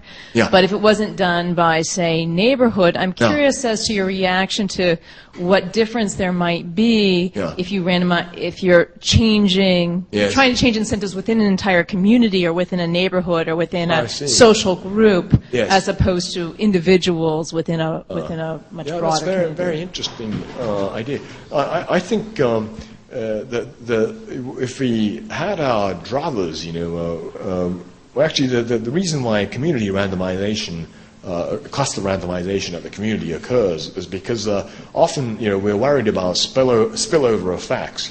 That is, if you take families and randomize them within a community, then the so-called control group, which didn't receive the randomization, might start learning from those that did and change their behavior and muck up your results. That's why we often do cluster randomization to try to minimize those kinds of spillover. So it's for a methodological reason that we often do it. Now, in the Mexico case, I believe that that cluster randomization came about more or less because of political exigencies. I think some governors were keen to do it in the whole state, and others were very slow on the uptake, and they had a hard time getting the governors of certain states to agree to do it within the communities. They said, I just want all the villages to get it or none, and those that don't get it, I just want them rolled out afterwards. So the way that Gary King and Julio Frank described it, I think it was a political decision to do it that way. Mayor Bloomberg's was randomized not by neighborhood but by families. So the families received a kind of went through a lottery, and if they came up heads, they were enrolled in the program. If it was tails, they just went back to the status quo and whatever public assistance they were receiving. And I think we have to be careful about how to interpret the results based on the possibility that there is spillover effects, that might influence the results that you observe. But that would be the main thing I would be thinking about. Yeah. Did you have something else in mind? No, I was wondering, want there to be spillover, not from a methodological standpoint. Yes. If you're trying to produce long-standing Yes. change, Yes. it would be easier to do Yeah. if everybody is doing it. Yes. Oh, I see. Yes. Yeah. So you're pointing to the importance of change in norms and how norms can drive behavior change. I think that's very important. In this case, the way that it's being thought about is you incentivize the individual parents to start doing this. And over and above that, there may be these spillover effects through community norms. That would be like an added benefit of these programs on parental behavior and child health. Yeah, I see what you're saying. Yes? I know you said earlier that you're not so familiar with the human rights framework. No, I actually. wanted to just ask, I guess, and just get your reaction to Yes. the question about whether or not, of course, human rights would be a way for lawyers, for legal folks to apprehend, to get involved in this. Yes. And you talked about the study of charity, Yes. causing people to give or not give as much based on how they're approached. Yes. I guess I was thinking whether the human rights framing device is a way of actually creating more concern in people about this than Yes. they might have otherwise. Yes. Yeah. Who cares? But framing it as a Yes. human rights issue. Yes. Aside from Appealing to notions of morality and exactly such. right. Yes. Well, and also that it's a way of appealing on an individual basis, but without that individual story in a way, right? Human rights is something that is a very individual Yes. situation, even though what you're providing is something that's affecting the large population. Yes. So I guess I was just wondering if that was a way in which that framework might connect it to this, Yes. As a way to try to motivate people. Yes. Yeah, I had never thought of it that way. I think that would be, a promising way to proceed. And how do we communicate the importance of this material? I mean, I think in the kind of the emerging behavioral economics literature, we make a distinction between the reasoning system versus the sort of perceptual, intuitive system 1 and system 2. And I think in that jargon, appeals to the identifiable victim or beneficiary is a very strong system 1 appeal, whereas all kinds of reasoning based upon higher order consideration of ethics and morality are sort of system 2 kinds of appeals. They can both coexist, and they have they kind of influence each other in a way. But I was trying to describe descriptively what is it that's going on in people's minds when they respond much more readily and vividly to these personal scenarios than they do to the statistics. But you're right. I think appealing to ethics may mobilize some of these system 1 type things like emotion, sense of fairness, justice, and so forth. I think it's a very promising approach. Yes. Yeah, I wondered to what extent your examples actually really speak to the social determinants of health, because they strike me as quite individualistic. They're focused on individual behaviors. Yes. Not where I would take the social determinants approach. I guess I'm also coming from a human rights approach where you look at the state's obligations, where you look at systems. So in a way, with early education, rather than educating some students, sort of educating, producing a superhuman or something, you think about universal pre-K. Yes. Or in terms of poverty transfers, you would think about, well, what if there was no poverty, if everybody got a living wage? So it's kind of like this looking at behaviors of individuals and families strikes me as not fully really implementing the structural elements of social determinants. Yeah, that's a very good point, actually. So they tend to, there's a sort of a bit of a slippage there, Yeah, I mean, well, universal pre-K is, or universal early education investment, I would totally agree with that. I'm not suggesting that this should be an individualized policy where, we encourage some parents to do this. I think society should invest in universal enriched education among the sort of investments that we could be making. That's where I would put my money.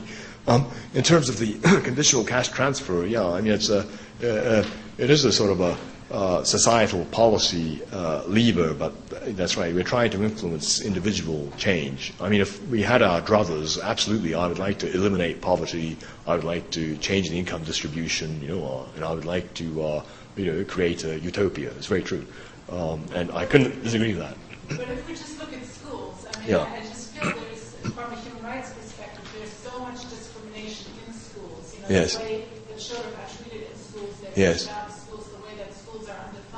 Yeah. I feel like, from an ethical and human rights perspective, that's where you would intervene in order to create some form of equity, rather than focusing on sort of the individual behaviors. You would focus on the anti-discrimination approach. So then on I see. How do you up individual performance? Yeah. Actually, but I'm curious why you say that. Because is there? What's the basis in which we can say that that's the where we should be making the investment? I think if you have data to show that, I think that's what I'm curious to see, because I'm trying to argue agnostically based on what we can say on the available evidence, and a lot of the evidence does. I couch it in a way is if you had to spend $1 on educational investment, where would you spend it?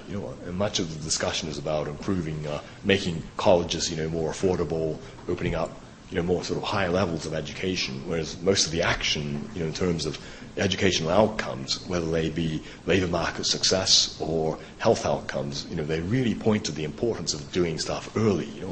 So if I think to me, it's partly an empirical question of, do we have good comparative data to inform where we should be making the investments, and if there's data, if there is evidence that discrimination is the prime issue, I think certainly we should go for that. I think we only have time for one more question. Right, sure. So, well, even two more. Go ahead. Two more. Yes. Please. Yeah. Hi, my name is Sabrina. I'm a human rights attorney here in Boston. Yeah. And it's funny, I'm wondering if there is a way to bridge what Anya was saying and what your research suggests. Yeah. Hello, can everyone hear me? All right, so forgive me, I'm thinking through this thought. I think it could be possible, like your idea of attaching, I guess, cash, yes. To benefit people who need early intervention, for example. If we did apply that in a health context, in the sense of, when the government does provide health care for people who need it, and attaching cash incentives for people to either, access some type of early benefit program so that, they do have better health outcomes in the future. I think that would be a great model, and I don't know if it's possible for us to implement it as a society, but I wonder if people here in the room who do work with either insurance companies or on behalf of government programs, if that's a way we can vouch for that to be done. There's lots of programs like that. So it's not just paying parents to invest in their kids. There are lots of demonstration programs that pay people to stop smoking, pay people to turn up to screening programs. There's even an experiment in UK schools where they paid kids $0.25 to eat their vegetables. It works. I don't know who's going to fund that, but incentives do work. And I'm an empiricist to the extent that I think if you can afford to do it and you can show me that it's cost effective, then let's do it. Yes. Yes. Yeah. I'm from Mexico, and I do right. the criminalized program. Yeah. Perhaps we can say to New York, when they try to put the program, that the medication, I'm sure that in Mexico will not function either. Not because we have a high educational standard, like to say 95% of the kids go to school already. Yes. Not because of that, but because we don't have a good level at school. school. Oh, I see. Yes, that's right. Yes, yeah. No, so that's a very good point. I should have put down on this, the conditions for successful conditional cash transfer. No. I know.